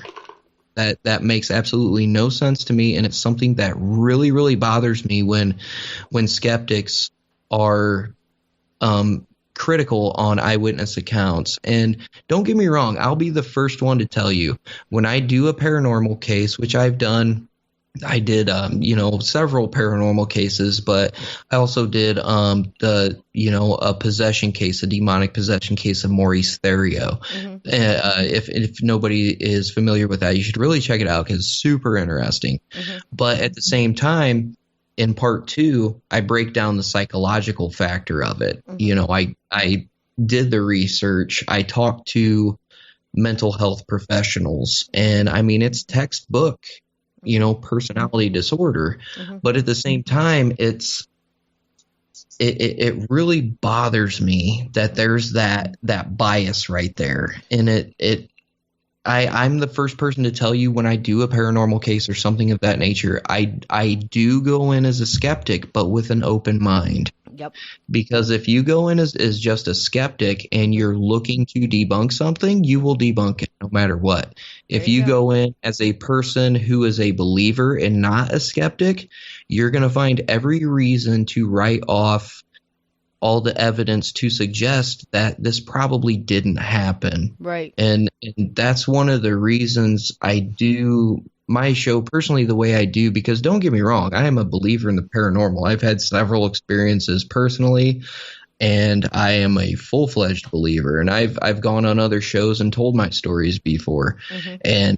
But at the same time, when it comes to other cases that I wasn't there, that I didn't see it, I didn't experience it, you have to go in as a skeptic, but with an open mind in order to, I think, have that fair disposition, in that topic, if that makes sense. It does make sense. And I'm just going to say this right here. I drink to that. Cheers, my brother. Because I feel the same way. I feel the same way. Why does a witness account... Now, I agree 1,000% on that. You know, you go into a court of law forever. You know, you could have very little evidence, and you're just basically, I saw him do this. Many people have been sent to jail on very little other than that. So when you have somebody that says, I had this happen in my house, I have friends who have had their stories put on shows on television and other things, and their lives were ruined because people just poo-pooed it and said it was fake, or said without any evidence whatsoever. And people take that as, okay, well, he's cool or she's cool, and they said it wasn't real, so, you know, here's all this evidence. But this person, we've got to stop making stupid people famous. That's number one. I'm just saying. Yeah. Oh my God. Yeah. We got to stop it, man. I don't know what's happened to this world. You know, I posted something like that on my podcast Instagram, and literally it's just a dude wearing a shirt that says, "Quit making stupid people famous." So in the comments that I got on it were like, "Thank you for posting this." Like, so what is going on? I'm probably gonna end up making T-shirts that say that. I don't know if you're familiar. My podcast. I'll beat you to it. I'll have a T-shirt. I'll have a T-shirt before you do. I'll have Crispy up there giving his little ghostly thumb out going, quit making stupid people famous. Even the ghosts are pissed by it, because that's the deal. It's like, okay, I have so many questions I want to ask you, and I know I've kept you here a long time, and if you got to go, I understand. But we're good. I'm good for the night. I actually was going to record an episode at 11 about a suspicious death, but I literally just messaged her and rescheduled for Monday, because I straight up told her, I was like, listen, I have a feeling this is going to run. This is going to run. So like we're gonna have to reschedule, and she's totally cool with it. So I have Monday and Tuesday off work. I'm on a little mini staycation. So well, let's roll it's totally good. My listeners will be glad, because they know when Sysco gets going, Sysco doesn't normally I don't tap the brakes. You know, I'm going to leave rubber on the road if I stop. So that's just the way it is. I'm full tilt boogie on this one. I got so many questions to ask you. But getting back to the thing is, as far as, and I appreciate that, my brother. I appreciate you. And my listeners are used to this. You know, like I said, if I put a 2-hour out, you know, it's a 2-hour, and you can listen to it any way you want. And plus, it's free. And again, it's my podcast. So enjoy. Enjoy exactly. Or turn her off. One of the two. So that's the thing, is witnesses. Now, like I said, I've seen things. Now, could I have been wrong about what I saw? Absolutely. Could I misunderstand? Could it have been, I had a conversation with another Justin that's a friend of mine, Justin Cancelleri of Beyond Reason podcast, and he also does Paratruth. And I just had him on this week, and we were talking about this, and he's like, well, when he first got into this, one of his co-hosts that's with him constantly thinks that no matter who you're talking to, it's a demon. Because you have to understand, that is a religious belief for a large amount of people. And we have to respect that, because that's what you believe. I'm not here to change anybody's belief. I'm here to tell you what I've seen. I'm here to tell you that over 45 years of being involved in this, of researching it, of looking for answers. Granted, I have more questions than I have answers, but I am not an expert. And I will tell you right now that anybody that comes out and says, I'm an expert in the paranormal, there's no just such worldwide, thing. You know, as far as the paranormal and everything that's within it, right then, every radar, every alarm you have in your body should be going off, because I don't think there are any. You can be an expert of a certain part. I'm an expert in tech, in the tech I use. I am an expert in communication or EVP deciphering, or I can see parts. I cannot see this broad-stroked expert of the paranormal. I can't see it. And I'm not trying to diss anybody. I'm just saying that I've been looking into it. Let me say it again. 45 years. And I mean hard. You know, like you research something, That's how I've been researching, anything I could get. Any video, any movie, any this. And I was debunking stuff when I was a kid going, that's garbage. That's not going to happen. There's no premise for that. It's Hollywood. It's this, it's that. So I'm still doing that now. But I've come up with this. If you've got 100 people saying that they saw something standing next to their bed in the room and it all matches, and they're all from all different places, and you're collecting that data, take out 99% of that. If you're left with 1%, it's happening. You see? If it's aliens, if it's UFOs, if it's a Bigfoot sighting, if it's God knows what else, it's happening. If you've got the people in Point Pleasant that saw that many people that saw Mothman in different parts over that amount of time, that chased the car and ran alongside of the car or stood on the bridge, something is going on, man. We don't know what. We don't know what. We don't know if Mothman was a harbinger of doom. We don't know. We don't know if there was some kind of, I want to say almost supernatural there. Because there was a lot going on with the phone calls and the mimicking of voices and the conversations played back on the phone. There was a lot more to that. And let's throw the movie out because that was just like, what was that movie? It was good entertainment. It really was unnerving. The whole Ingrid cold factor of it. It was seriously unnerving. But I think it gave you the feeling, like you of had it. stated, it's Hollywood. Yeah, we got to beware the words. If you anything in paranormal, you got to beware the words. There's 5 of them. Based on a true event. Yeah, that's exactly right. I mean, that's just the way it goes. So, but I'll tell you, there's those little in the pocket ones that you look at and you go, And one of those that comes to mind is poltergeist. And yes, I don't think I'm going to see any houses sucked into the ground anytime soon in like this vortex whirling thing. But most of the things predicted in that movie were right on. I mean, I don't see the rope thing going through. I'm talking about the original. I don't know what's going on with the second one. No, the original, that freaking girl, man, scared the hell out. I was scared of blonde girls for a long time. I know, but see, that's just it. A lot of that stuff can really sort of kind of happen. I don't know if she'd be sucked into the TV. I think that's just something that they use to kind of give you an idea of her being taken over because they wanted her because of her light and all this other stuff. I mean, there's things that you could go through and pick it apart for sure. But the outline, the big picture of it, absolutely true. I mean, I can name 3 cases off the top of my head right now over the past year that I've come across that, a house or a development was built on either a cemetery that they said was moved that never was. You got to follow the money, folks. It's cheaper to just move the headstones. No joke. I mean, I hate that that's true, but humans can do some crappy stuff. And there's going to be spirits that are a little upset about that. For sure. Yeah, there's developments that were built on, places of massacre. There's places that in this world that you're not supposed to build anything. Native Americans knew that way back. That's why they named it, Devil's Point, or the cute Native American word that you're calling it, like Manalokan, or whatever it is. Check out what that means. Do you see what I mean? When you look into some of these names that you think it's so quaint, and is it fun that we named it after the Native Americans that we forced off the land? Never mind, different podcast. I'm very adamant about what we did to the Native Americans in this country. I am very adamant.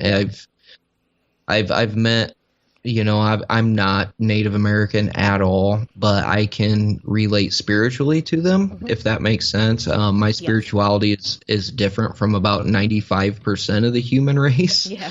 So I relate to them, and what people do know and what they don't know about what we did to them as Americans. It's worse than any, and I'm not please don't take this the wrong way. I'm not downplaying slavery or anything like that. That was horrible too. But what we literally almost annihilated an entire group of people. And that was after we invaded their land and took all their shit. I know. And the thing about it is they are, because I lived in the Southwest for a time. I was in the military, and after I got out, I decided to stay in the Southwest, and I got I had the advantage of meeting a lot of Native American people and going to reservations and just hanging out with them on a spiritual level. Yes. I don't want to say the word peyote, okay, but yeah, I get you. I don't want to say it connected me with them, right? Because it didn't, but it kind of did. Yeah, I get you, man. And I have so much respect for them as a people and as the pride that they have in their history and their spirituality is unmatched. It's absolutely unmatched by any other people that I've ever met. And it's, for those of you who aren't familiar with Native American culture, just educate yourselves a little bit. It's just so amazing, and I have so much respect for that culture and those people. And I hate to get all sentimental and cut you off again, because I've cut you off like 100 times, Sysco. It's okay, baby. But I just had to say that, and it's weird because everything reverts back nowadays to slavery, and don't get me wrong, that was atrocious. I am absolutely appalled by what we did to the African American people in this country. Right. But at the same time, you never really hear about what we did to the Native American people at the same time. But these people, the Native Americans and the American Indians, however you want to refer to them as, whatever's politically correct nowadays, I don't know. But they have so much pride. You don't hear anything about it because they have so much pride, right? That they just keep going, and it's still going on, babe. It's so it's still going on. It's admirable. It is admirable, and it's still going on because everything people don't realize. If you want to look at what reservation life is like right now. And I don't want to talk like I'm coming from any kind of.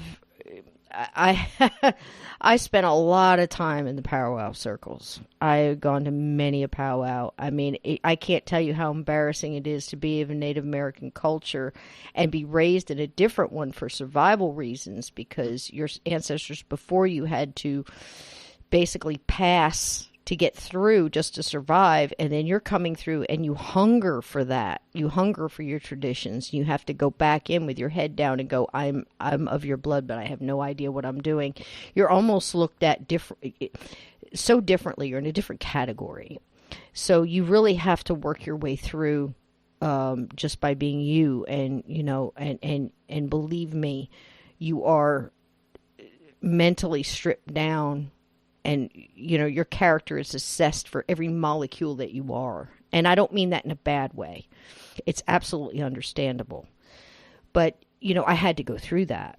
And, anybody that's never ever been through a basic training where you're basically stripped down to build you back up. I've been through that. Yeah. And I totally you're stripped down of everything that There's you a are. Reason. There's a reason for it, because they build you back up to build you into being a warrior.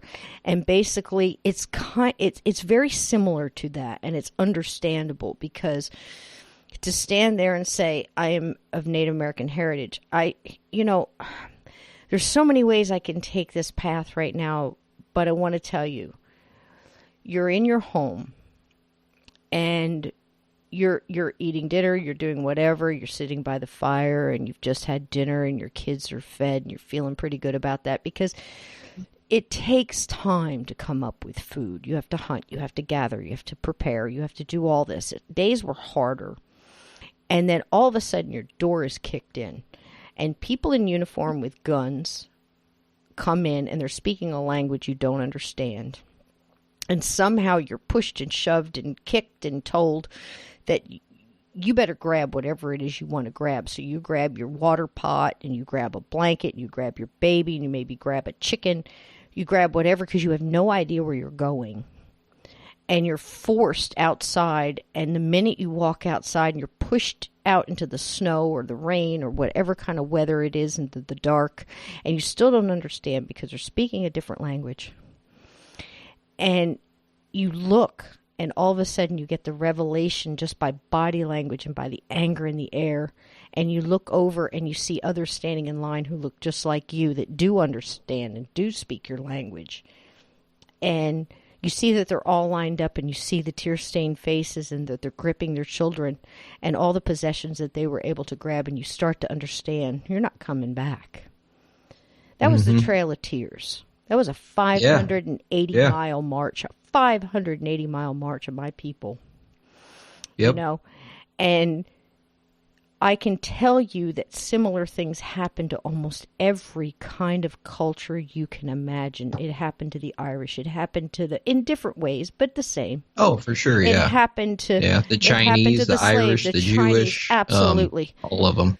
The things that we do to other people and other cultures is absolutely unconscionable.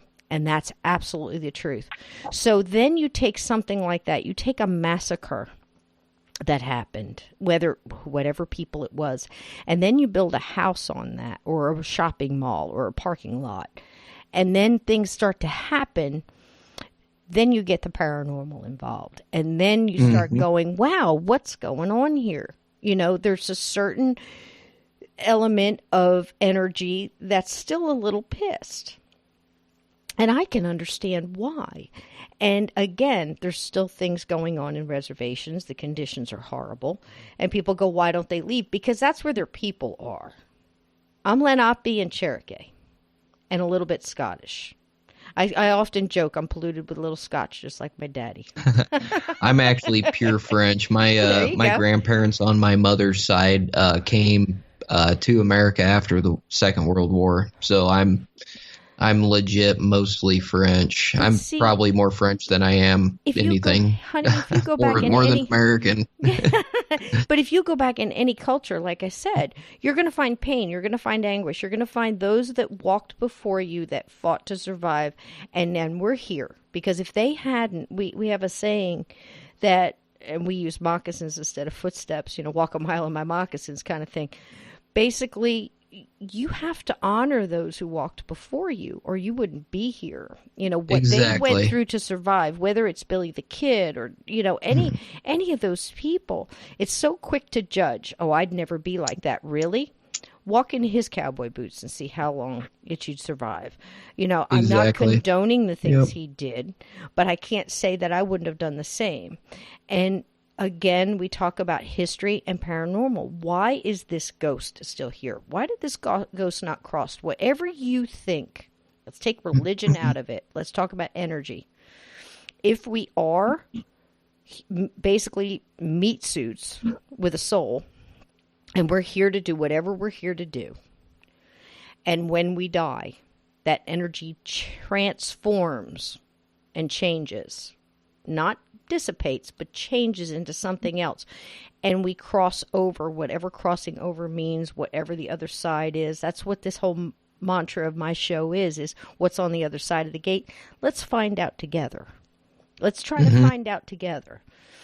So if you do cross over into whether it's another dimension or another plane, another type of existence, why do some still stay? Well, you've got your number one go-tos for this. You've got, unfinished business. Well, who doesn't have unfinished business?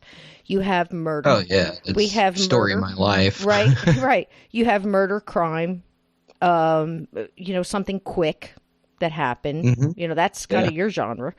You've got fear.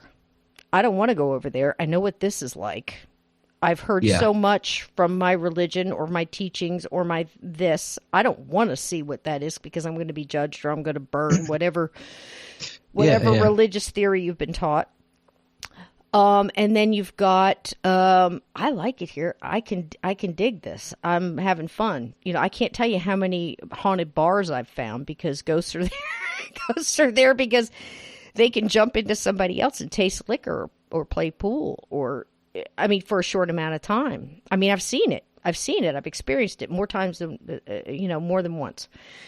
So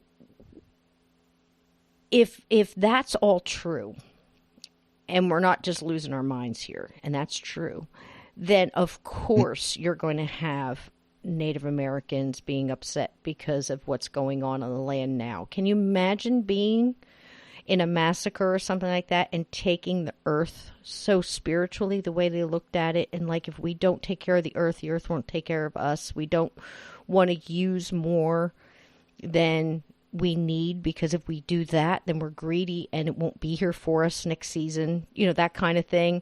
And then to see the kind of stuff that we're doing, of course you're going to come back and be upset by that and try to change things. Yeah.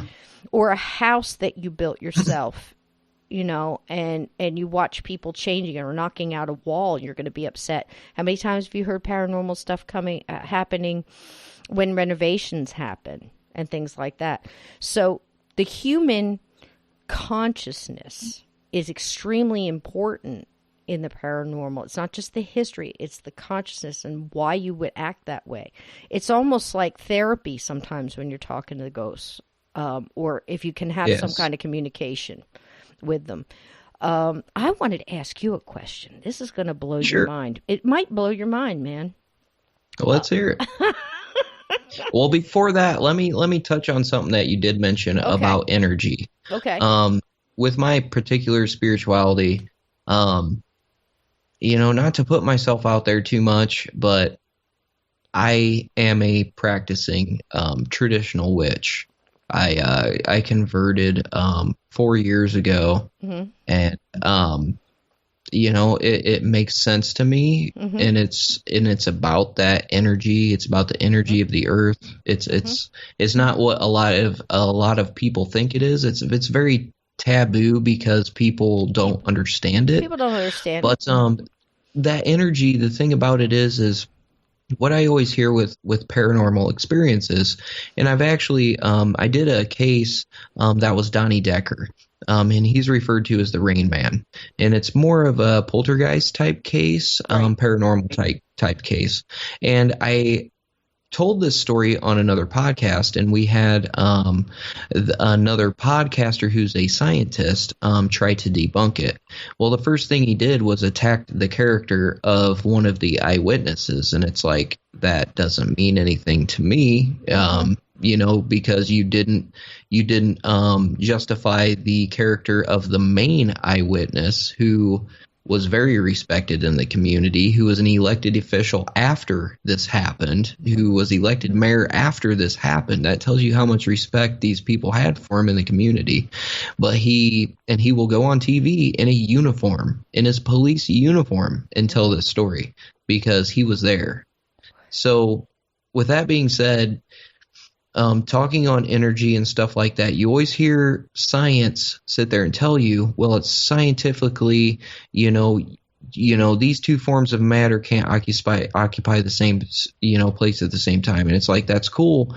But until science can recreate a paranormal event or manifest some kind of entity in a controlled environment, don't tell me, and I'm sorry, I'm trying to curb my, how I am on my episodes, so I'm trying to curb my language, but don't tell me your science shit if you can not prove it in a controlled environment, okay? Agreed. Because at the end of the day, here's the deal. It is scientifically proven that everything has energy, whether it's plants, whether it's crystals, everything contains energy. And when a person dies, there is displaced energy. and it has to go somewhere. Yes. It has to do something. Yes. Whether it crosses over, whether it goes into, say, an object, maybe, whether it goes, and decides, to be honest with you, if I die, when I have the choice, my main belief is reincarnation. I'm a firm believer in karma. That's my personal thing with my spirituality. Mm-hmm. If I have the choice, shit, I'm going to haunt all kinds of people. And I'm going to, and when you're done, I have the choice, you're going to come to me. If my spirituality is wrong and I have the choice, I have a handful of people that I'm going to personally haunt. And whether they're friends or foes, I'm going to make their lives either super interesting or super miserable. I don't know. Right. I've totally said that. And when you're ready to cross over, you're going to come find Cisco, the ghost negotiator, and you're going to come to me, and I'm going to walk you across, baby, okay? When you're all done, I'm going to walk you across. Exactly. We're going to be cool. But let me ask you this. As much crap as you take, because what you chose, and so many of my friends are Wiccan. I have voodoo priests. Well, here's the deal. I'm gonna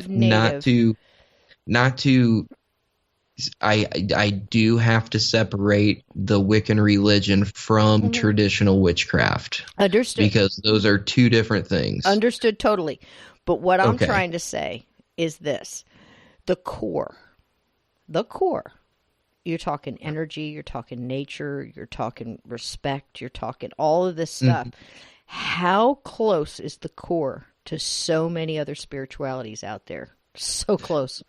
Well, the best part is you look at Catholicism, and it is probably the closest thing to paganism that you will ever see. I know, and that's the hang-up, down to the rituals, down to the fact that you're not. It's debatable among Catholics themselves whether or not they're actually worshiping Jesus or they're worshiping the Mother Mary. I've heard Catholics tell me two different things, and I'm just like, but that's how come you guys aren't all on the same page? But like, what's going on with this? This is what an elder told me once. We were talking, we're sitting around the power circle, and I've said this on my podcast before. That, you go to a powwow and you as a person just walking in, you go to all the tents and you go all the vending stuff, and all that stuff is so cool. The traditional stuff, and the crafts and the arts, and it's just phenomenal.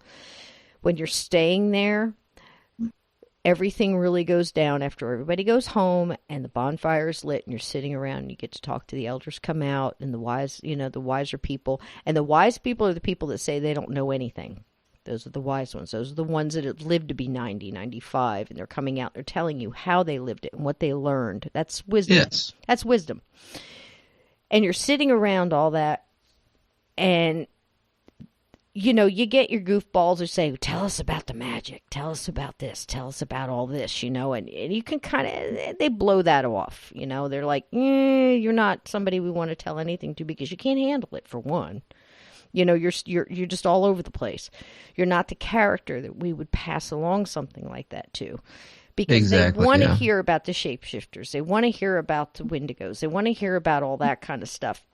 And they're like, no, we don't talk about that stuff. There's things you don't speak of, because when you speak of them, they hear you. And you connect into that energy. And then you've had it, man. You're going to be back next time asking us to get it off of you. So shut up. But they'll turn to somebody who's just sitting there with their mouth shut and everything else. And I turned to an elder one time and I looked at him and I just said one word. I said, religion.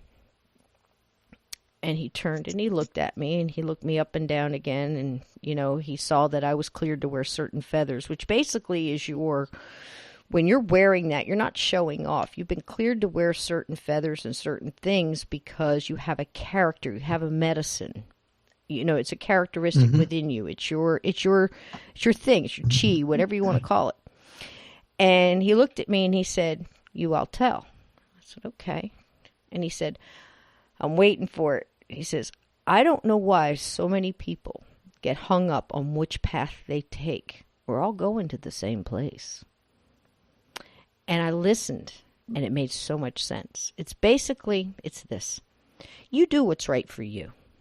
If you find something that brings you peace and brings you connection to the earth and to your life and to your energy, and that's working for you, and you're not hurting anybody, and you care for your fellow man, and you care for yourself, and you care for your offspring and your children and your friends, what's wrong with that?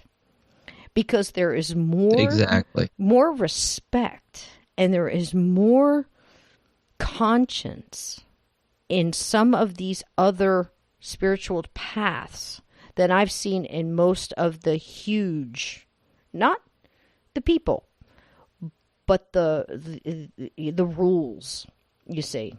There's more forgiveness, there's more love, there's more giving, there's more caring. And that's just how I feel about it.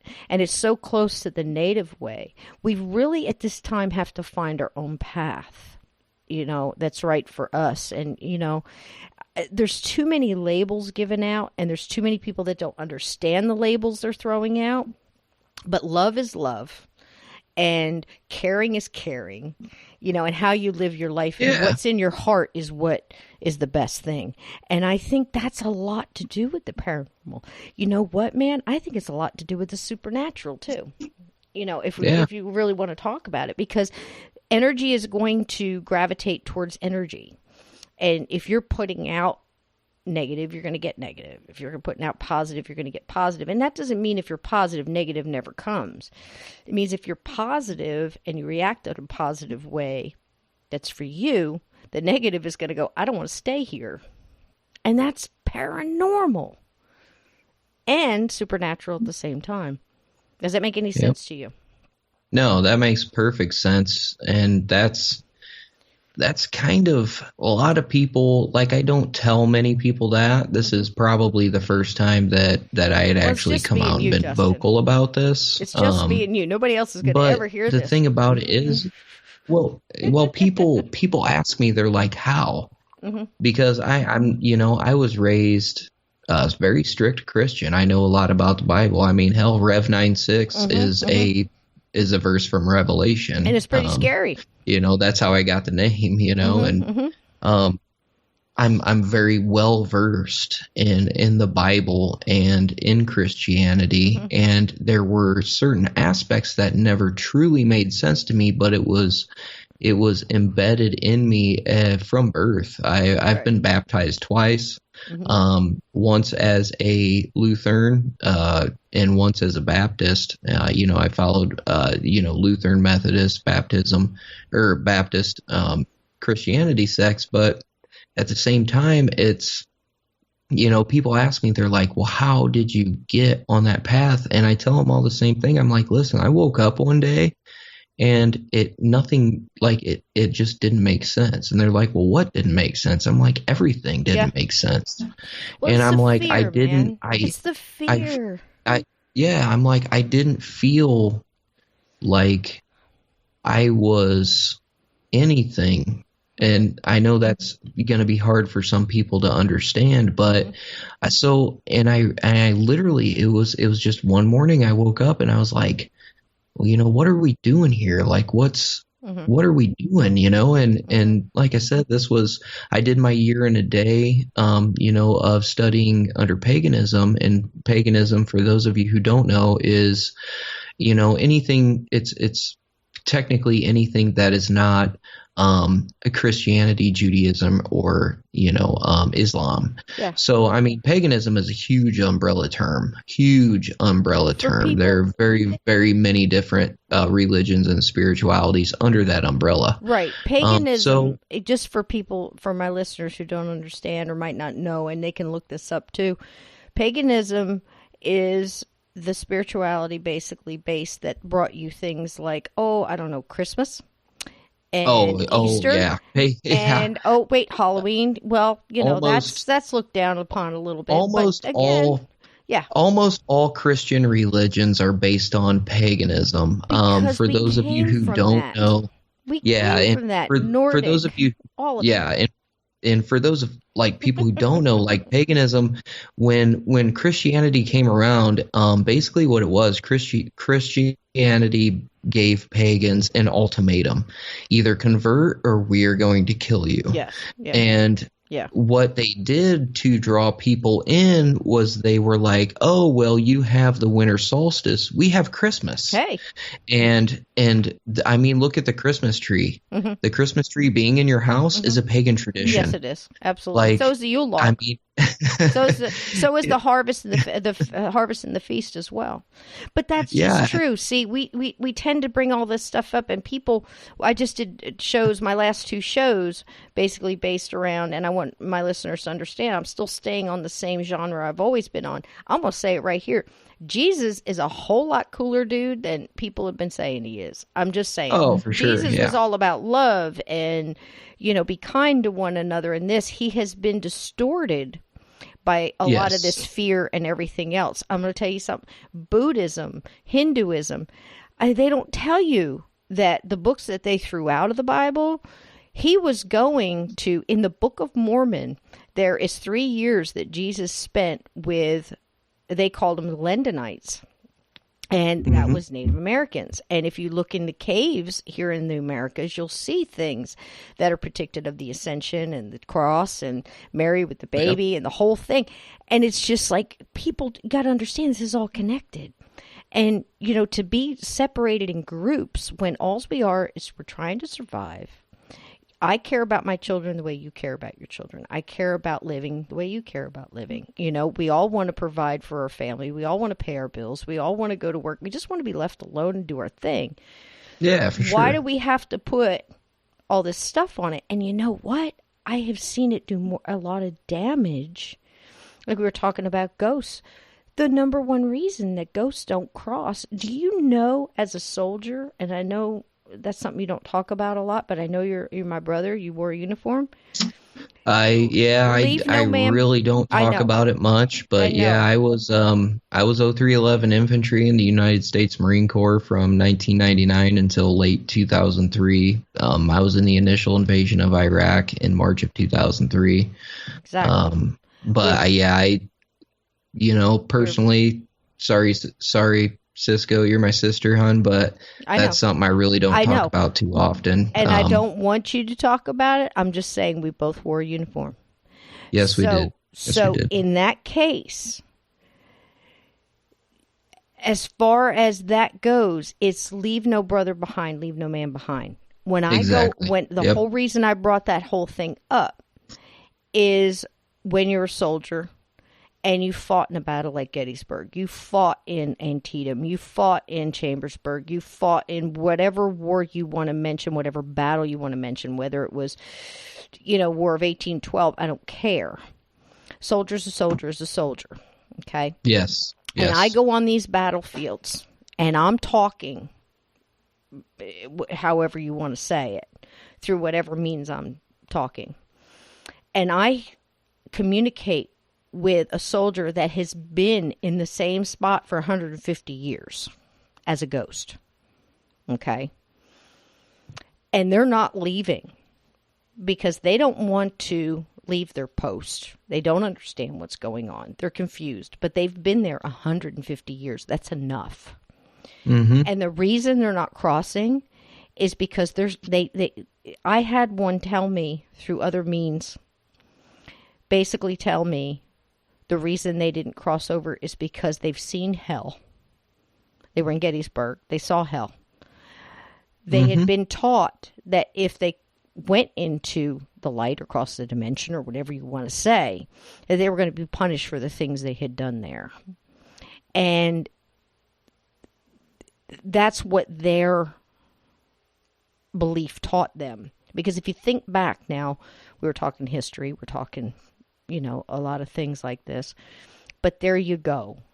What was the beliefs back then? Pretty black and white. You got your Lutheran, you got Baptist, you got Protestant, you got all this different stuff going on. And it was pretty black and white.